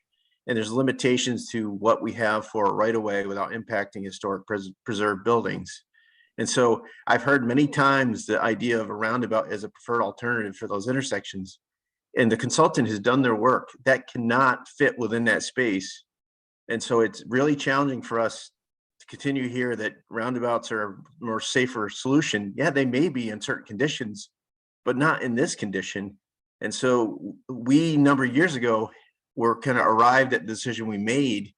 And I don't think even contemporary analysis would change that decision. We also are forced to advance the design as proposed because we've gone beyond that stage, and the federal government and the state are not agreeable to protracting this schedule. So Right, we don't have really the so-called option. I would say to you that when you look at the context of the rail yard enterprise being developed and the parkway being developed, that there is going to be significant shift in how traffic is circulating within that neighborhood and those street network. And it may provide us an opportunity to rethink what we have there before we build that next phase. Maybe, but I don't know, because we're working with federal and state partners. And one part about that too is that this initial contract, the portion that you said that we put out to bid, is from Kilburn south to Home Avenue. So we are not in this phase working on the north of Kilburn section of Pine. So none of those intersections are in this contract. Yeah, and I think I think that the timing of that, I think people are really hoping that the rail yard enterprise gets connected so that you're not hitting the Maple Pine intersection there. But Yeah. Okay, so I'm not going to go into more, but the bottom line is, yes, we have to build it as it is, and it's all specified as stoplighted intersections, and that's what we have to spend the money on. There's no changing of that. So that, I just want to make sure I was hearing that correctly. Yeah, and also it's a 2% of our portion, with federal partners being the heavier lifters on that project, the parkway. Right. So if it's their money, they're going to want to spend it for the stoplights at this point, because that's what they committed to in the past and what we committed to. I guess that's what I'm hearing. And I've heard that, and I just want to make sure we got that. The second question that related to that is, I know there's been quite a bit of discussion about the connection between the south end of Pine and the Champlain Parkway not being just disconnected and blocked off. And when in the process might a roundabout be put back in there? Is that something we just wait maybe because I know that's been a concern as well. It will be built with a dead end there. So Pine Street just dead ends and you can't get onto Queen City Parkway at all in that eventually. So I would say on that question, and Chapin's worked very hard with our partners to get concessions once this project is built, to consider any number of things. And that could be one of those things that they consider if we I guess, have a strong argument. So, but this project has to be built as designed. We can't be modifying at this stage, or we're at risk of being on default of the agreements. Right, and the good news is that you're not putting in not investing money in stoplighting at the Pine and Queen City Champlain Parkway intersection. So you're not already wasting that money and then ripping it out, which is what might be happening in the other locations. I think those are the questions that I have, and I know I'm going to have more questions about it because you do have a lot on your plate. I do agree with Commissioner O'Neill Vivanco that the communication is excellent on the Shelburne roundabout. That's great. And so I just am hoping we can, make sure that the rail yard enterprise project gets connected before we have any additional traffic coming down from part one of the Champlain Parkway, because I think that's what would help people feel a little more comfortable about it. And then obviously it's all built 10 years from now, roundabouts are going to be the thing, and we're going to just have learned our lesson, and we just go in and put in where they're appropriate. We put in roundabouts, because I think you will have had the experience of the Shelburne one and seen how well that works. And people right now just don't know that. So people are reluctant to feel good about those in Burlington. They just haven't used them enough. So thank you very much. I think that's all I have. I would All right. I would just respond to one more point, and that is council ultimately will decide when we release the next phase of construction. And they certainly expressed an interest in waiting on completing the last segment of the parkway until Rayard Enterprise is complete. But we also have federal partners have expecting us to complete this project within a 10-year window. So we are working very hard to advance REP so that we're not in collision with those two, both the council and our partners.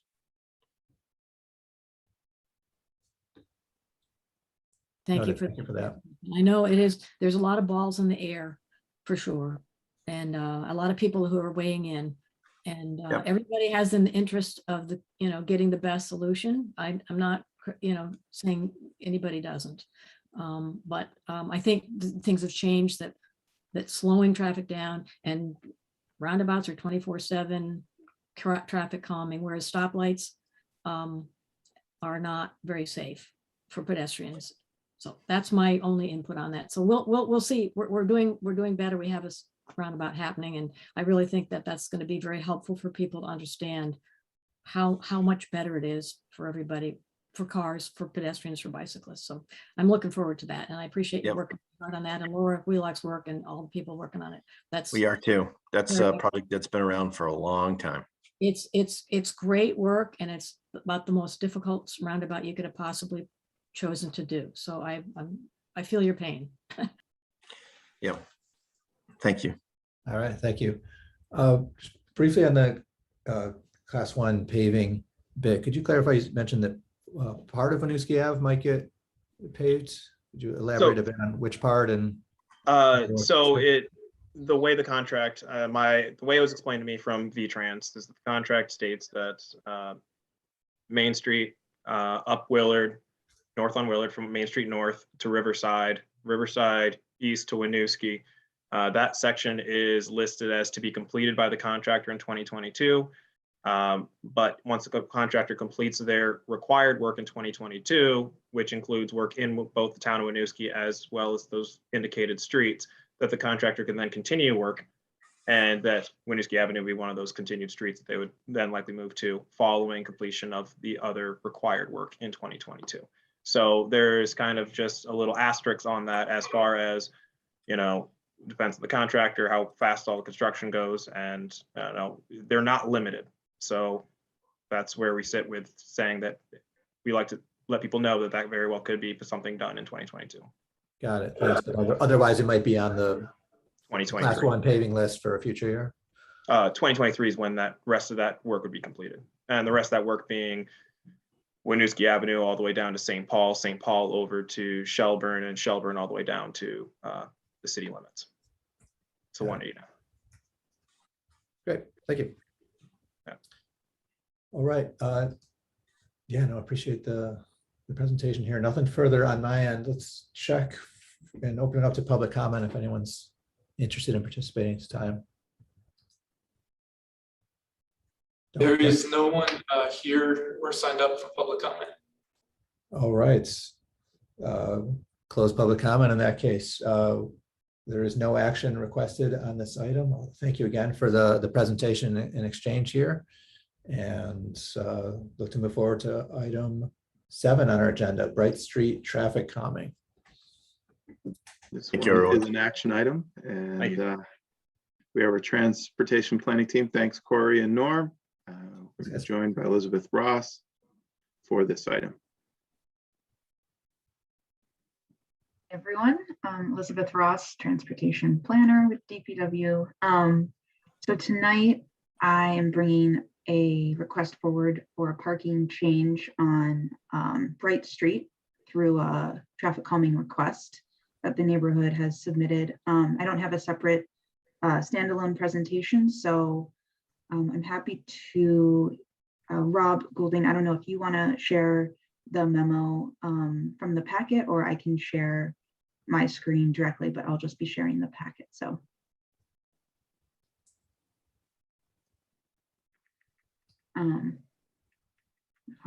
I'll go ahead and share my screen. Sure, if you want to pull it up for reference, that'd be great. Yeah, let's do that. All right.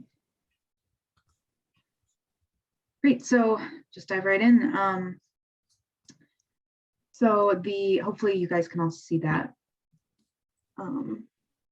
Great. So this request, as I just mentioned, is coming through the traffic calming program. We received a request from Bright Street residents a while back now for traffic calming on their street, and we are now thankfully getting to their street. And so we are working with consultant VHB on this project. We and VHB collected data, did analysis, looked at our traffic calming options in the new 2020 traffic calming manual, talked with the fire department, and arrived at a recommendation, which essentially is a parking chicane, which means that by alternating, currently the parking is all on the east side of Bright Street, and we are recommending that parking basically in the middle section of the street gets shifted to the west side. This would create a chicane, basically forcing people to adjust their movement horizontally. It's a horizontal deflection on the roadway, causing people to slow down and create that traffic calming effect. Another thing that we are recommending with this alternative, which isn't part of my request tonight, but just for added context, is also rehabilitating the curb on that southwest section of the street where it's pretty degraded and worn away and basically non-existent, and it really makes the road feel like it's wider than it is. And so we're looking to kind of reformalize the roadway through new curbing, new greening opportunities, grass, hopefully some new trees. And essentially this recommendation we felt provided the traffic calming benefit that we're seeking, and also the added benefit to the neighborhood of a little more, I guess, greening, beautification, formalization of the street, which that visual narrowing with the new curb should also just make it feel a little bit narrower and hopefully slow people down. But all that to say, the request for tonight is to approve that parking switch for that middle section of the street from the east side to the west side. And I think those are really that's the key point there. It would involve also, there is one accessible parking space in that area that we would be removing. So that one space would need to be transitioned to the other side of the street, essentially moving it from in front of 48 Bright Street to in front of 41 Bright Street. Other than that, I know that I think it was Commissioner Overby had a couple of concerns about the driveway situation in front of the housing co-op back there with recycling and trash pickups, so as well as the fire hydrant that are both on the sides of the street where parking is being proposed to be moved to. So I'm happy to speak to any of those questions, but I guess I'll just keep it short and happy to take questions. Sure. Great, thank you. Yeah, let's check with our commissioners here. About Commissioner Overby, sounds like you had a brief exchange previously. Anything further on your end? Yeah, I actually had communication with Engineer Ross about the fact that when I went over to look at the situation, because we had dealt with this street before years ago, I was concerned the fact that the area that's marked as on-street parking that's been moved to the west, there is a fire hydrant that's going to block, parking on 6 feet on either side of that, which Engineer Ross pointed out that's the law for sure. But then also it happened that on Tuesday when I was there was the day that the 6 giant blue recycling bins were actually out in front in the other position of the on-street parking. And I do have photographs that I sent to her, which I'm able to share with you, the 2 photographs that sort of make me have some concerns about how this, what other alternatives were considered besides this, just switching this middle section. If the commissioners are interested, I will show those. Otherwise, you can imagine on what you're seeing there in front of you on the on-street parking that's marked on the left side. Mhm.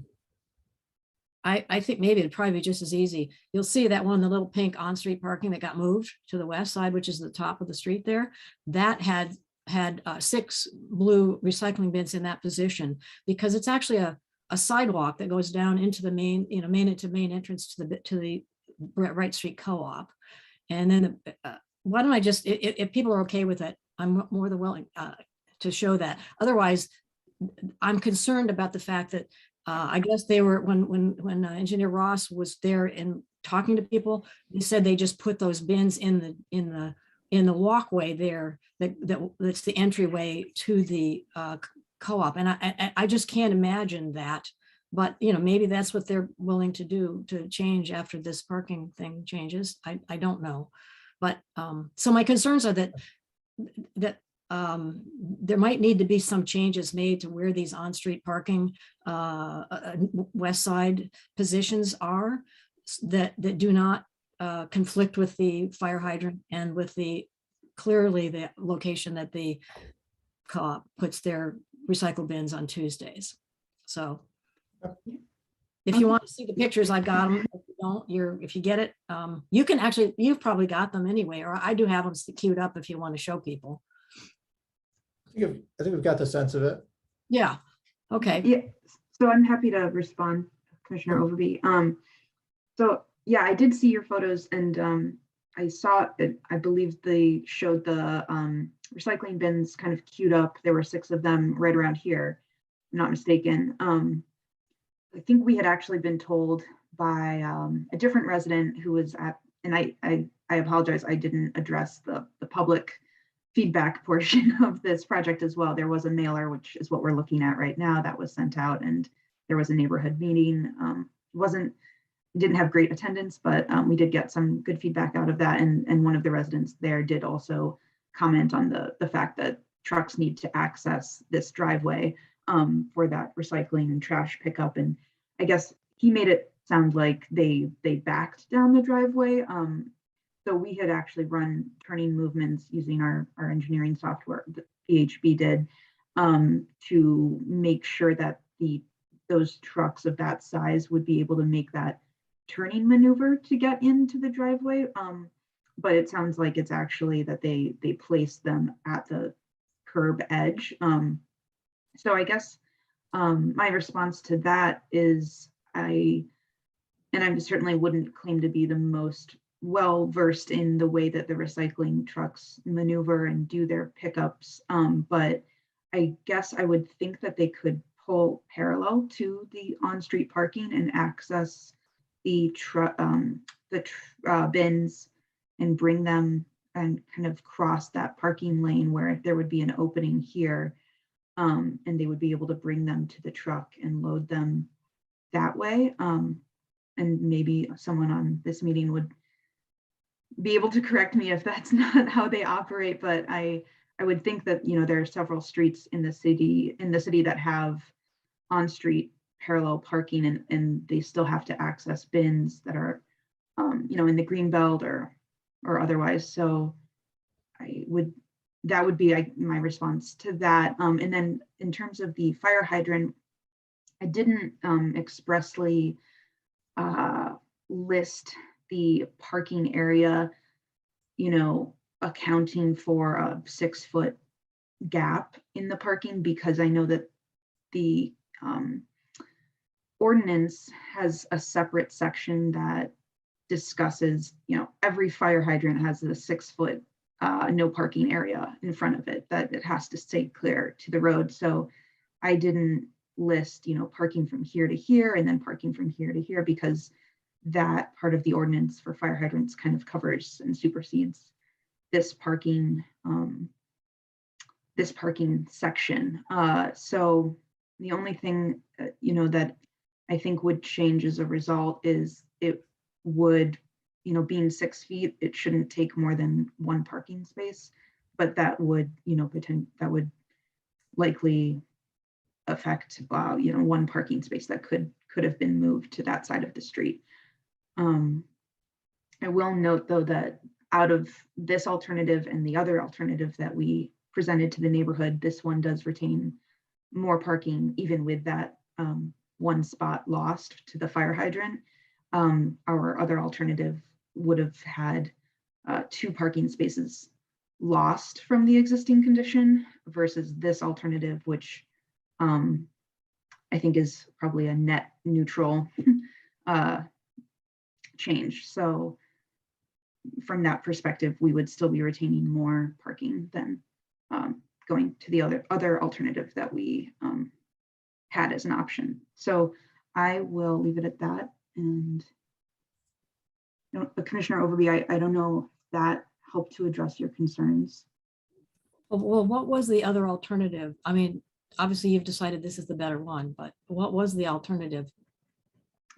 It was choker traffic calming design. So there were essentially 2 mid-block curb extensions. So actually a total of 4 curb extensions, but 2 of them paired together on either side of the street, coming into the center of the street, causing a yield condition at 2 separate points along the roadway to create that traffic calming effect. And the reason we went with this option, we felt that we would still get a traffic calming benefit with the chicane, but also we would have money to do the curb rehabilitation on the southwest side, which if we did the chokers, we really wouldn't be able to do any of that other curb work, which we felt would be a loss, lost opportunity to the neighborhood. So we felt like this essentially gave us more bang for our buck, so, and retained more parking. So where were the chokers positioned? I don't have the exact house numbers that they're in front of because that wasn't part of my recommendation tonight. They were located at they were spaced at 2 different points throughout the road, throughout the street.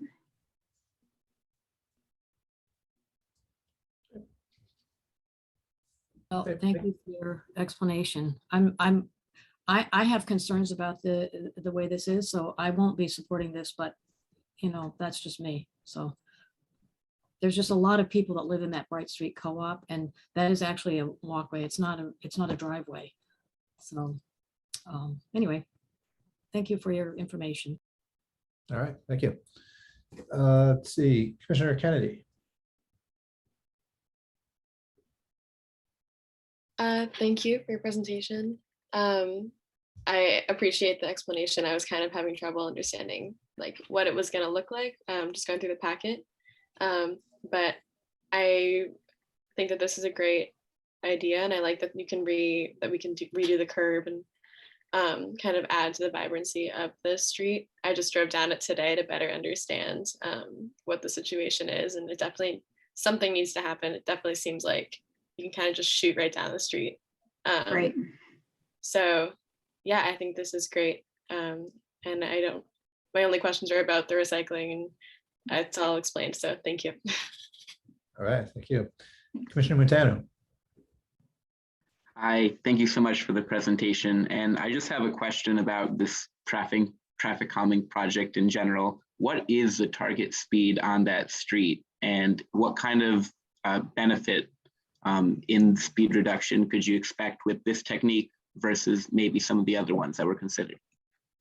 Yeah, so I believe the target speed, this street is not a slow street in our planning documents. So I believe the target speed is just the speed limit, which is 25 miles an hour.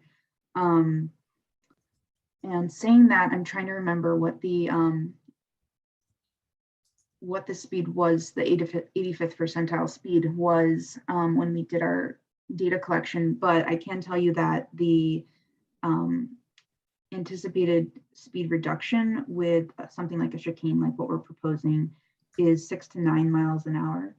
And that's a greater speed reduction than the other alternative, which was the chokers, the curb extensions, which was, I think it was like 3 to 4.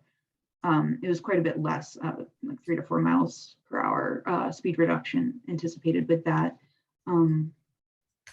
So this one actually provides a greater benefit. Thank you. All right, thank you. Commissioner Barr. Thanks, and great presentation. My experience or understanding of the chicanes is that they are a very good tool to use if in place properly, and it looks to me like this one is going to be put in properly. I would only point out or maybe address the ADA space that's going to be relocated across the street, and I'm just curious if you have any information about who might be using it. Is it a resident on the street? Is it something for the co-op? Is it because relocating it across the street might make it not accessible for somebody to use it if they were used to parking on the other side? And if that were the case, I guess I'll just add, maybe you could take one of the other parking spaces to the north or to the south and turn that into an ADA space if it is something that needs to be used on the, what is that, the east side, I think. Have I jumbled that up too much? So you're asking whether it might be closer to have it stay on the east side versus moving it to the west side. Right, because when you put an ADA space across the street, then you create another impediment for them to have to physically cross the street, and probably there's not a mid-block crosswalk or something there. So they have to figure out a way or go all the way to a corner and then come back. And I was just curious if there was any kind of data on who uses it. And if it is a resident on the east side of the street, then maybe another place could be made, used in its place on the east side. It's just something to think about. I'm in support of this proposed chicane. So I just wanted to throw that out there because ADA is one of those things that if it's not compliant or it's not accessible, then it's kind of tough to use. Right. No, that's a really good point. I didn't go back to find the history of when this was requested, and I haven't heard from. We've sent the mailing to notify for the public meeting that happened a few weeks ago, and then we also sent the mailing for this meeting, notifying about the proposed change coming forward, and haven't heard from whoever is using that. Okay. I know just from being on the street, I did see the car parked there, with the accessible space tag hanging from the rear view mirror. So I know it is actively used. I don't know any information about if it's for the household that it's located currently directly in front of, or if it's for a different household. I'm not sure.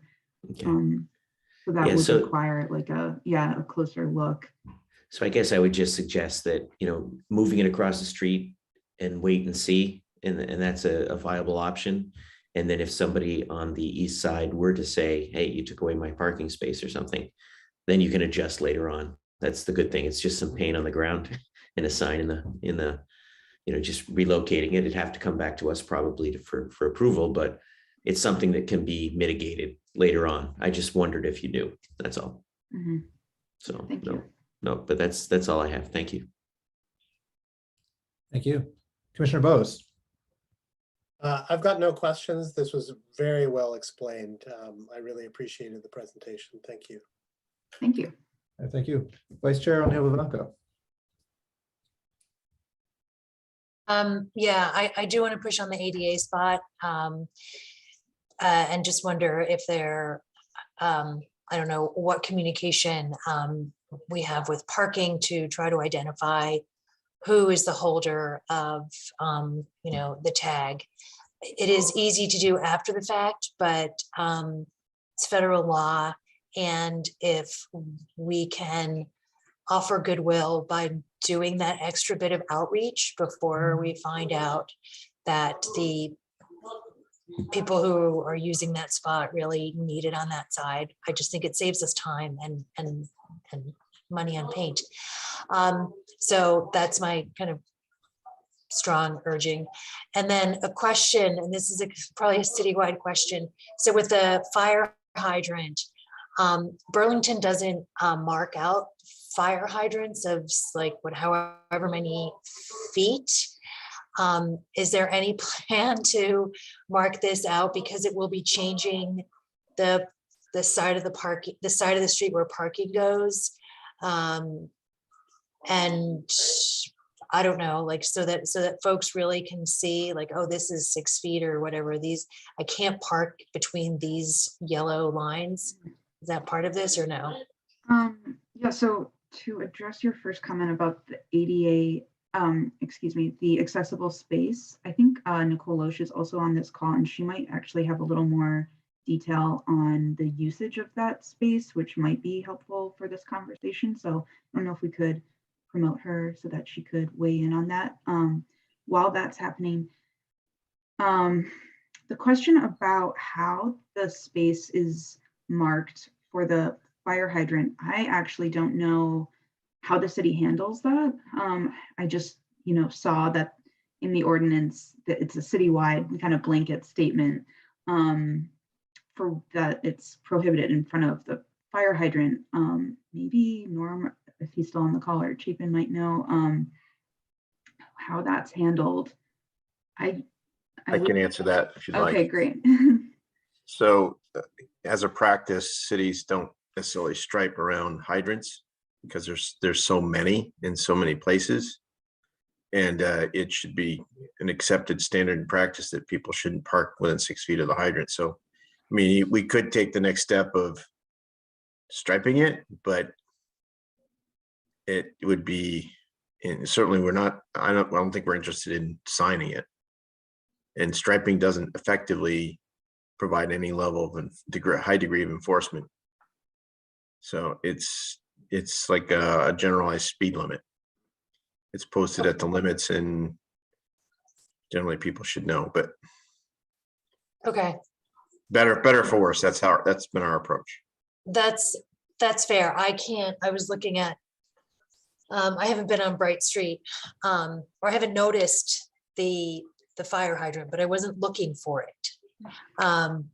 And again, because we're changing the parking, I think there are going to be people who get caught up in parking and right, we shouldn't block the fire hydrant. I don't want to make excuses for people, but I guess as much communication as possible in going out once, because you said you didn't have a whole lot of participation, but as the parking changes, to let people know this is really happening and it's changing, and look out for the fire hydrant. We can revisit that policy, but I think that's generally where we kind of land with the hydrants today. Yeah, so I guess, it's really, the idea is that we would, if this is approved, this would obviously be a change from one side of the street to the other. We would kind of expect people to apply the same logic that we're hoping that they apply whenever they park anywhere else around the city that might be near a fire hydrant. And we hope that they are exercising that and anywhere else around the city. So it would be the same here. And we hope. Right. No, thank you for that. And I think what I heard Commissioner O'Neill Vivanco saying is just when we communicate the changes, if this passes tonight, that we include a communication to the neighbors about the hydrant. So let's do that. It doesn't seem like we've had any sort of pervasive problem of people parking in front of hydrants, but we can check with our parking enforcement. And thanks, everyone. I heard a couple questions about the accessible space. So I just wanted to share at least my observation from when we were out there, and granted some additional outreach to make sure that what we observed isn't the only instance, but when we were doing some of our field work, the use of that space that I observed was actually someone parking there and walking across the street to the west side. So this may actually be a benefit to someone that's using it. And again, this isn't necessarily a reserved space for that person. It could be used by someone on the east as well. So we can look into this a little bit more, but I just wanted to share that our observations when we were out there is it was used by someone on the other side of the street where the space would be relocated. Thanks, Nicole. Thank you. Okay, thanks for that. That just leaves me question in recent conversation about winter parking restrictions. We said that there is at least a preference to not switch sides of parking mid-block like that. And referring to partially to our decision where we went with a winter switch sides on Catherine, but not to do a mid-block on Charlotte. There may be other reasons at play why we didn't pursue that on Charlotte. Have we had a change of heart here, or is there something different about this Bright Street situation that makes us feel better about switching sides without a stop control? I guess I can't speak to that. I'm not sure. I'm not sure about that communication and. Sure. Yeah. I can respond that I think it was our city engineer who was concerned about switching sides of the street at an intersection. There is no intersection here interior to Bright Street, and therefore it's a more predictable traffic pattern in the street section that we're talking about. Mm-hmm. I believe City Engineer Baldwin that the concern with Catherine was about switching without a stop sign. Is that right? Great. There was an intersection where we were looking to switch parking at an intersection. It just didn't have stop control.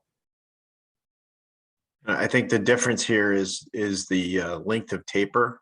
Mm-hmm. And as following what Commissioner Barr had said, it's a function of how much of a lateral shift it is and how long the taper is to properly accommodate based on the speed condition. So a local street has a significantly lower speed, therefore needs a significantly shorter taper and less volume of traffic. So that I think there's more flexibility in a local street than there is, say, a more active, high volume, higher speed street. I didn't know there is a reason. Thank you for that. And we'll be glad to refer to this later if needed. Question on, I guess, could you clarify the budget for traffic calming? You alluded in the packet to sort of an increased allocation from City Council, or an increased preference for this for City Council. Could you clarify a bit sort of what that difference is? Yeah, I know that we did receive a good chunk of money to help us work through our backlog. Specifically, the City Council is, communicated that they were definitely interested in getting more of these projects implemented and completed. I think I would probably defer to Nicole more, so I think she would definitely be able to speak to that better. I don't know if she's still on the meeting, but we can definitely get more information to you after tonight if that's something that you're if you're interested in hearing more about that. Sure. I am still on the call though, and happy to add to that. Council allocated an additional 300,000 specifically for traffic calming in fiscal year 22. So that was just one lump sum. And as Elizabeth said, we were using that to try to really make some headway on the traffic calming backlog. So our goal was to build traffic calming on at least 3 new streets this year. We already had Birchcliff Parkway in the queue, so that one was already funded. So Bright Street, East Avenue, and Scarf Avenue are the streets that we are actively working on right now with that additional funding. Excellent, thank you. And I'm glad to see the refreshed traffic calming page on your website about this. If I'm reading this right, should Bright now be listed in the underway category there? Yeah, I actually did. It's funny, I just updated that today. Oh, sorry, yes, my Yeah. notes on that were as of 2 days ago. Yeah, Good yeah, to we're hear. a little behind on our website maintenance. Great.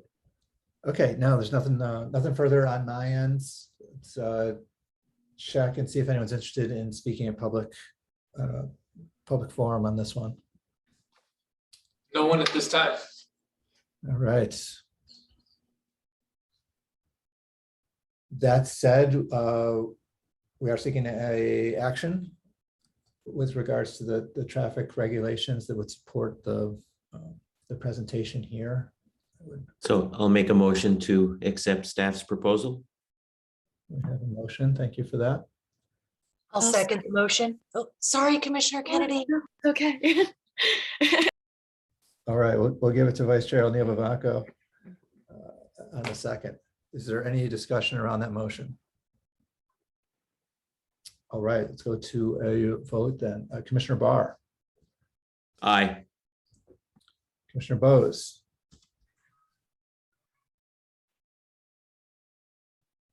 might have lost Commissioner Bose. Pass it. Commissioner Overby. No. No. Gotcha. Commissioner Kennedy, Aye. Commissioner Montana, Aye. Vice Chair O'Neill Vivanco. Aye. And I for myself, just checking again, we're still no Commissioner Bose. All right, we'll score it 5-4, 1 against, and 1 absent. All right, motion passes. Thank you very much for the presentation there. Thank you. Yep. And we are moving forward to Director's Report, item 8 in our agenda. Excellent.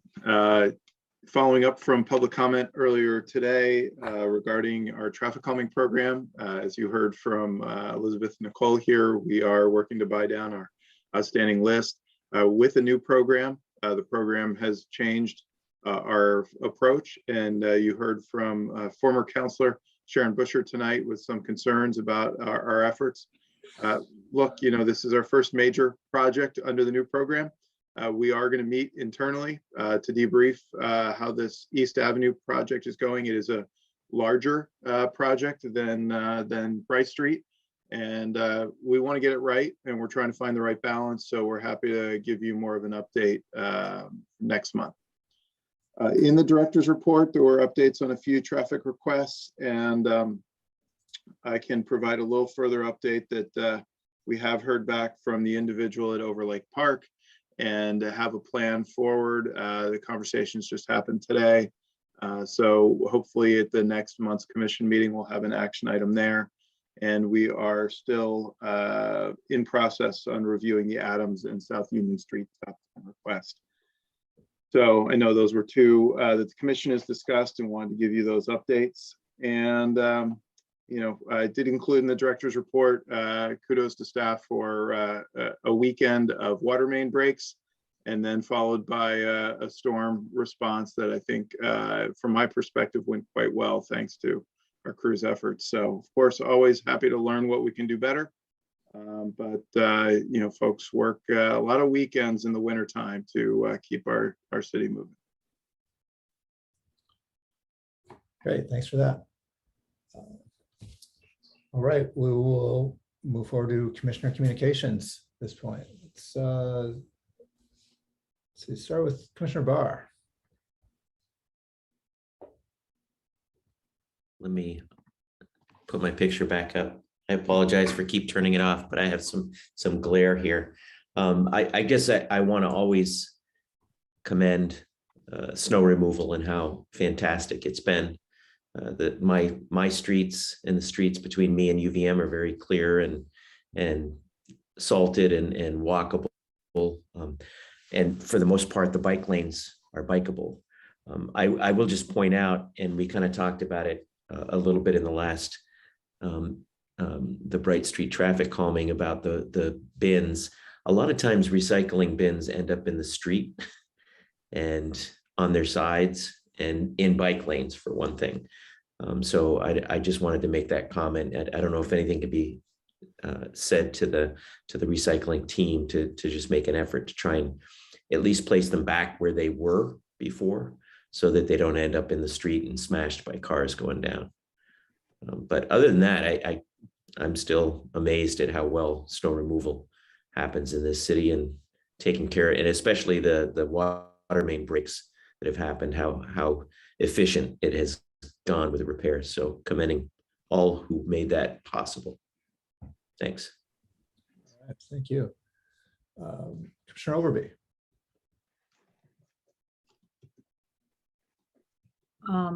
I just wanted to make a comment that had been asked of me about the flower pots, the traffic calming, or the narrowing of the road at Main and South Winooski.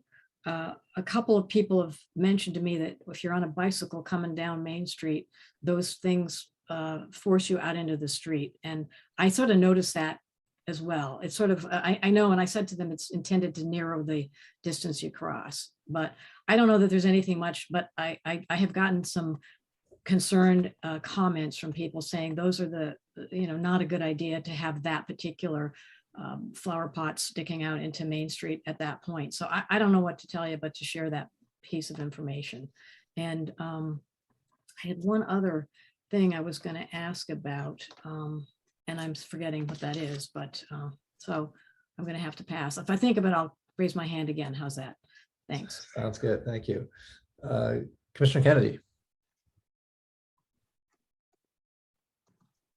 Yeah, on the note of commending staff, I had the unfortunate situation of having my car towed this week, which is the first time I ever got a ticket in this city.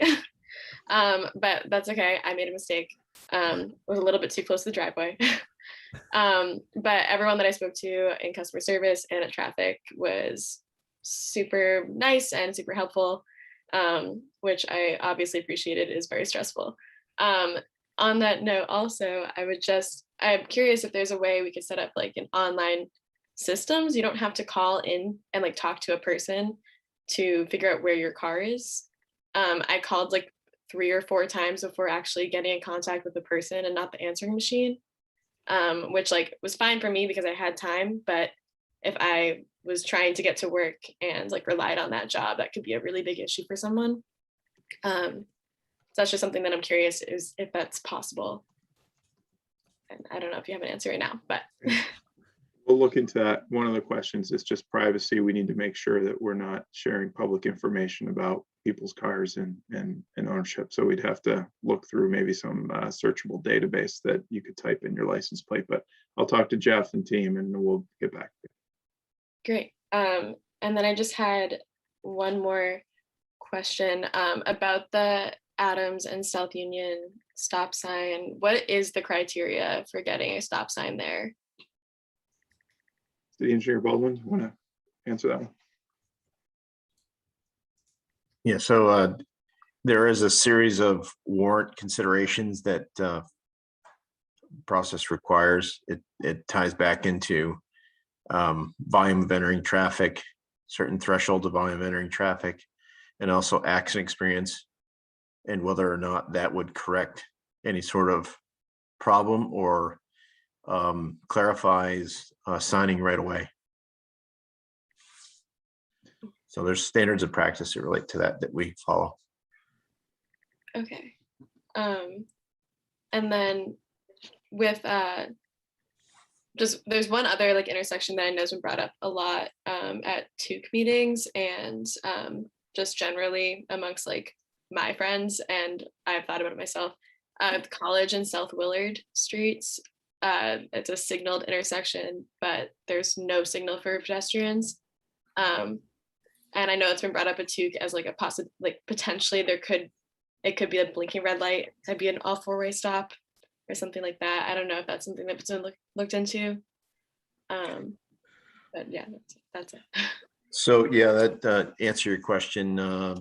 For a number of years, that intersection, it was kind of flip-flop back between stop control and a signal because of its volume of traffic. And I think that it was a number of years since I've looked at it, but I think the signal is probably the right approach in that intersection. But I do agree with you that there should be improved accommodation for pedestrians. it is that should be signalized, but with just a function of the capital investment within our system and where the priorities are. So that's an action decision within the traffic operations team and not the engineering team, but we certainly have expressed support for that idea. Okay. Yeah, that's all I can ask. But yeah, thanks everyone. All right, thank you. Commissioner Montano. Yeah, I'd like to second what everybody said about the quality of the sidewalks and pedestrian infrastructure. After the storm a few weeks back, I thought it was totally fine walking every day between the old North End and campus. And I thought just like the speed of the cleanup was good. Like related to that, I also walk through the College and South Willard intersection a few times each day. And I definitely think that is something that traffic operations should take up as a possible change to the traffic pattern there. It is a really busy intersection and people do drive quite fast on South Willard. And there are times where I've seen people, nearly get hit, but it's a matter of just everyone, taking care and really slowing down as they arrive there. So I would definitely consider that as a priority intersection, just from my own experience. And it's just a very high volume area for pedestrians in general. So I think that should be a priority. Yep. All right, thank you. Vice Chair O'Neill Luanco. Okay, well, I'm just gonna jump on that bandwagon on College and Willard. I think this is way before any of us were on here. And when Chafin was a locomotion, I was advocating for pedestrian stop there since my now 20-year-old was in preschool at the Y. So if there are more people who can join this course, it's where like Edmund's kids, they walk. And once our kids were in 3rd grade, they walked on by themselves. There were crossing guards, there's a crossing guard shortage. So I think anything that we can do to keep our kind of more vulnerable users safer. I know, and I remember back then I was told by the previous director that it was too expensive because of the way those lights are. And we were also told that was also too expensive down at Howard, St. Paul and Winooski, and that got done. So I know that it can be done at some point. But now that all my kids are out of Edmonds Middle, no, I still have one more in the middle. It'd be great if that could happen. And then some good news, Chapin, Director Spencer. Respond to either. A dear friend, resident of Catherine Street, commented to me that I thought was going to make a voodoo doll when the winter parking switched, the chicane system switched, and she thought cars were going to be zipping down the street because there was going to be no parking, blah, blah, blah. She has admitted, and she might even admit it publicly at some point, that it is going very well. The shift in parking from one side of the street to the other, from the top of the block down to Lower Catherine, is working really well. And so kudos to the team for coming up with that solution, and no voodoo doll of you or me. So good job on that. And one thing about the snow, this bugs me.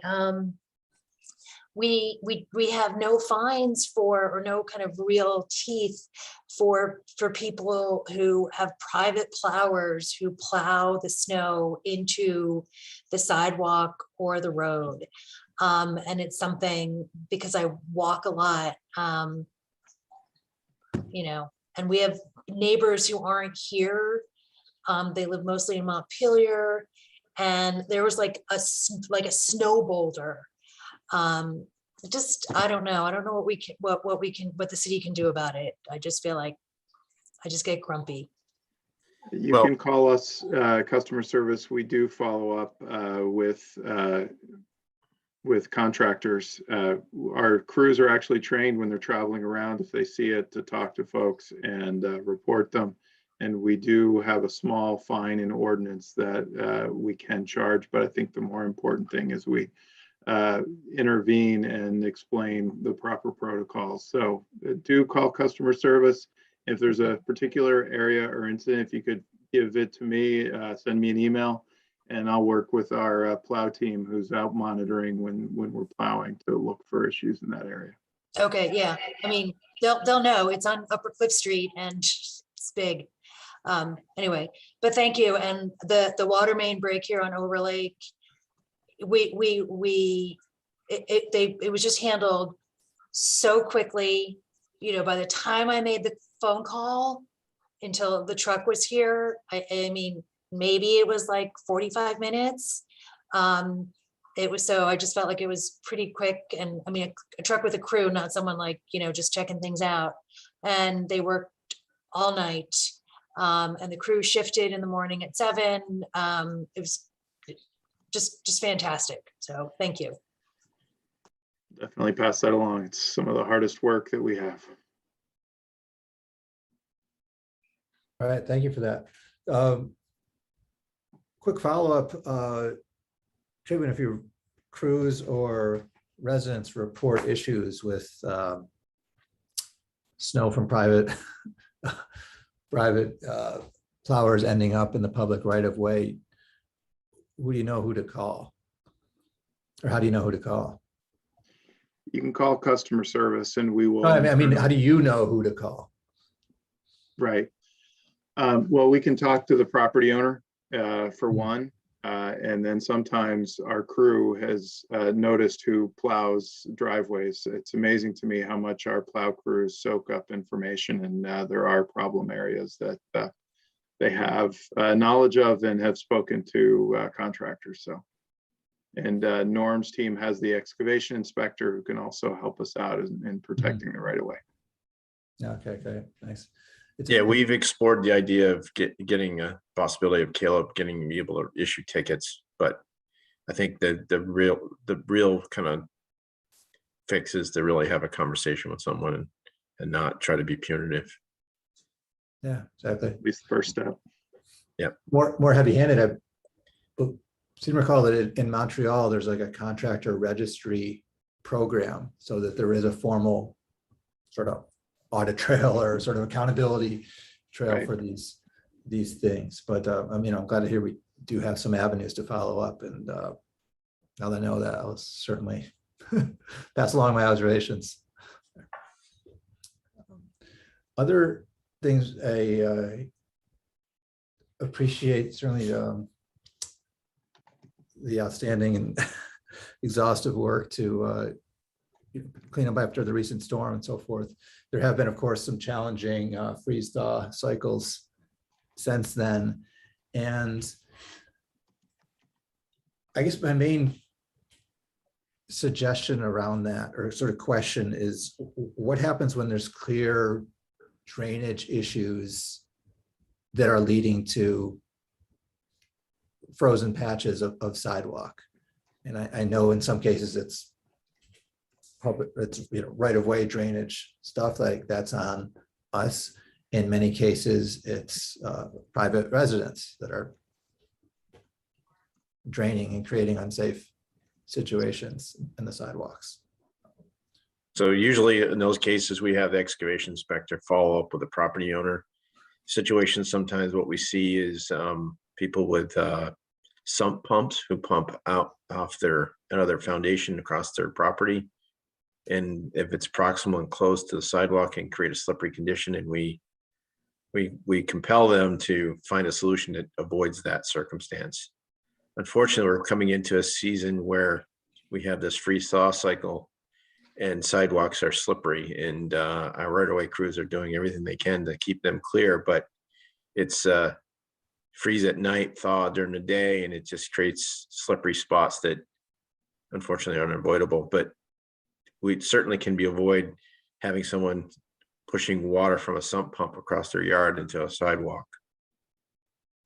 Yeah, no, I appreciate there's going to be sort of routine slippery spots, but like the stuff where it's piling up 3 inches deep. in Yeah, front yeah, of the- that's, we follow up on those. Excellent. So I should check with the excavation. If you see something like that to where it's predictably could be avoided, if people are using a little more common sense, let us know and we'll follow up with the property owner. Okay, should go through customer service then? Yeah, through customer service, and they'll route it to our excavation inspector. Will do. I'm sure there's been a couple hot spots, but just want to make sure they're in your queue and you guys are on it. I feel like, Yep. it's like, Yep. there's probably like warning signs you should be watching for in the fall for this kind of thing. I know there's little we can do now, but the evidence is out there now for future conversations. Okay. Some things we can't have them immediately fixed because of weather conditions, but because they can't obviously build solutions, but they get put on notice. Excellent. And lastly, glad to hear the coordination between Mr. Paget's team and the school district. Received as a parent message from Jeff and Leonard passed along through the school and channels about parking practices and so forth. I will call out publicly that there's much that the school district can do to support this as well. And I will follow up with Jeff and his team on this as well. For example, as an Edmonds parent, we heard the message that was conveyed. It was about, not parking in the no parking lanes and not having your flashers on. That doesn't count. That's not an excuse for parking in a no place. But yet, the parent handbook in places suggests parking for pickup in many of those same locations. So in places like where there's a disconnect between what the school district is putting out and suggesting and what the school district is tolerating and what is in place with traffic ordinance or what needs to be in place with traffic ordinance. I think we all across departments need to be collaborating on those things. But I do appreciate that those conversations are happening. That is all on my end. And with that, I will move to the next item on our agenda, which is the adjournments. Next meeting. So moved. Have a motion from Commissioner Barr. Thank you for that. Commissioner Overby, yes. I remembered what I wanted to ask, if you don't mind, before we adjourn.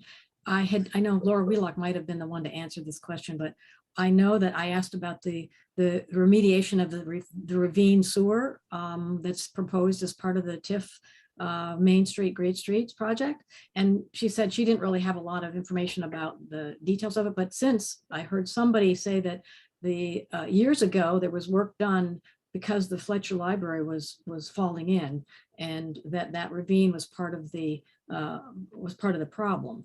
And so I'm just curious, I don't know, I guess neither of you would have been around at that point when this was happening. So maybe there isn't, you don't know, but do you have access to all the studies and the data and the work that was done when the Fletcher Library actually had a problem with that ravine? And that was when before the new section, it must have been before the new section was built. So there may be material, and maybe it's just lost to history, but I'm just curious if you had any information about that, because somebody said, oh, this is the story behind that. And I said, well, maybe somebody knows at DPW. What I understand is Martha had done some pretty extensive study of what was going on with the library, particularly for some of her facilities repair work. And she may actually have some information, but I think what I know mostly about the Inglesby Ravine is because of the spatial or elevation level of the fire station 1 relative to the ravine, they had on high frequency surcharges within that building. So that probably is the more challenged building, city building or municipal building, because of the ravine sewer. And we also had some history of the intersection of Main and Winooski flooding during certain rain events. And there's been some effort on our part to mitigate that through a redesign of how that intersection assumes runoff. But every time you make a change to the system, it potentially moves the problem elsewhere. So we are very cautious about any sort of modifications to that system.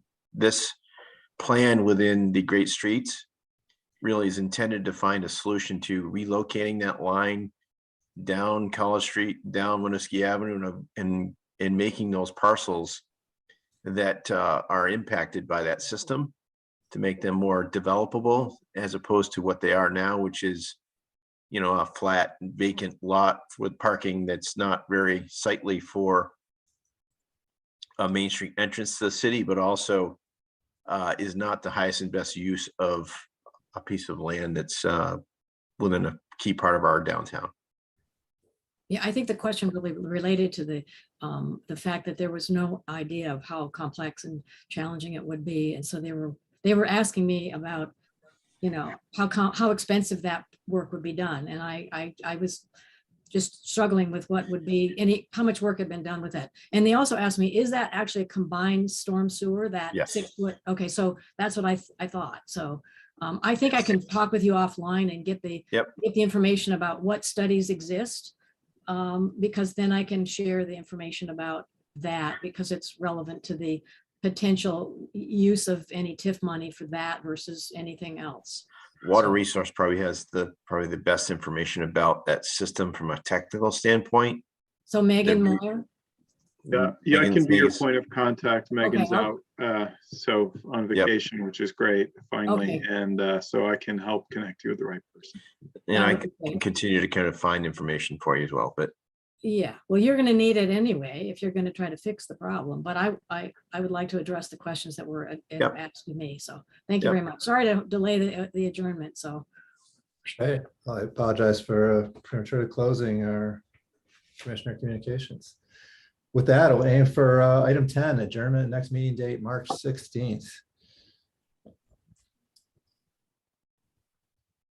I already had a motion on the floor. We've got a motion from Commissioner Barr. Thank you for that. Is there a second? You all want to stay? You have to second yourself, Jim. Commissioner O'Neill Pavanko, I'm waiting. I know, I'll second the motion. I wanted to give Commissioner Kennedy the opportunity. Yes, I second. the Always motion. next month. All right, we'll give it to the second to Commissioner O'Neill Pavanko. Is there any discussion around that motion? All right, let's get by with a floor vote here. All in favor, if you say aye. Aye. Aye. Aye for myself. Any opposed? All right, we are adjourned at 9:08. Good evening, all. Thanks all. Great. Catch you Thank next you. time. thank you.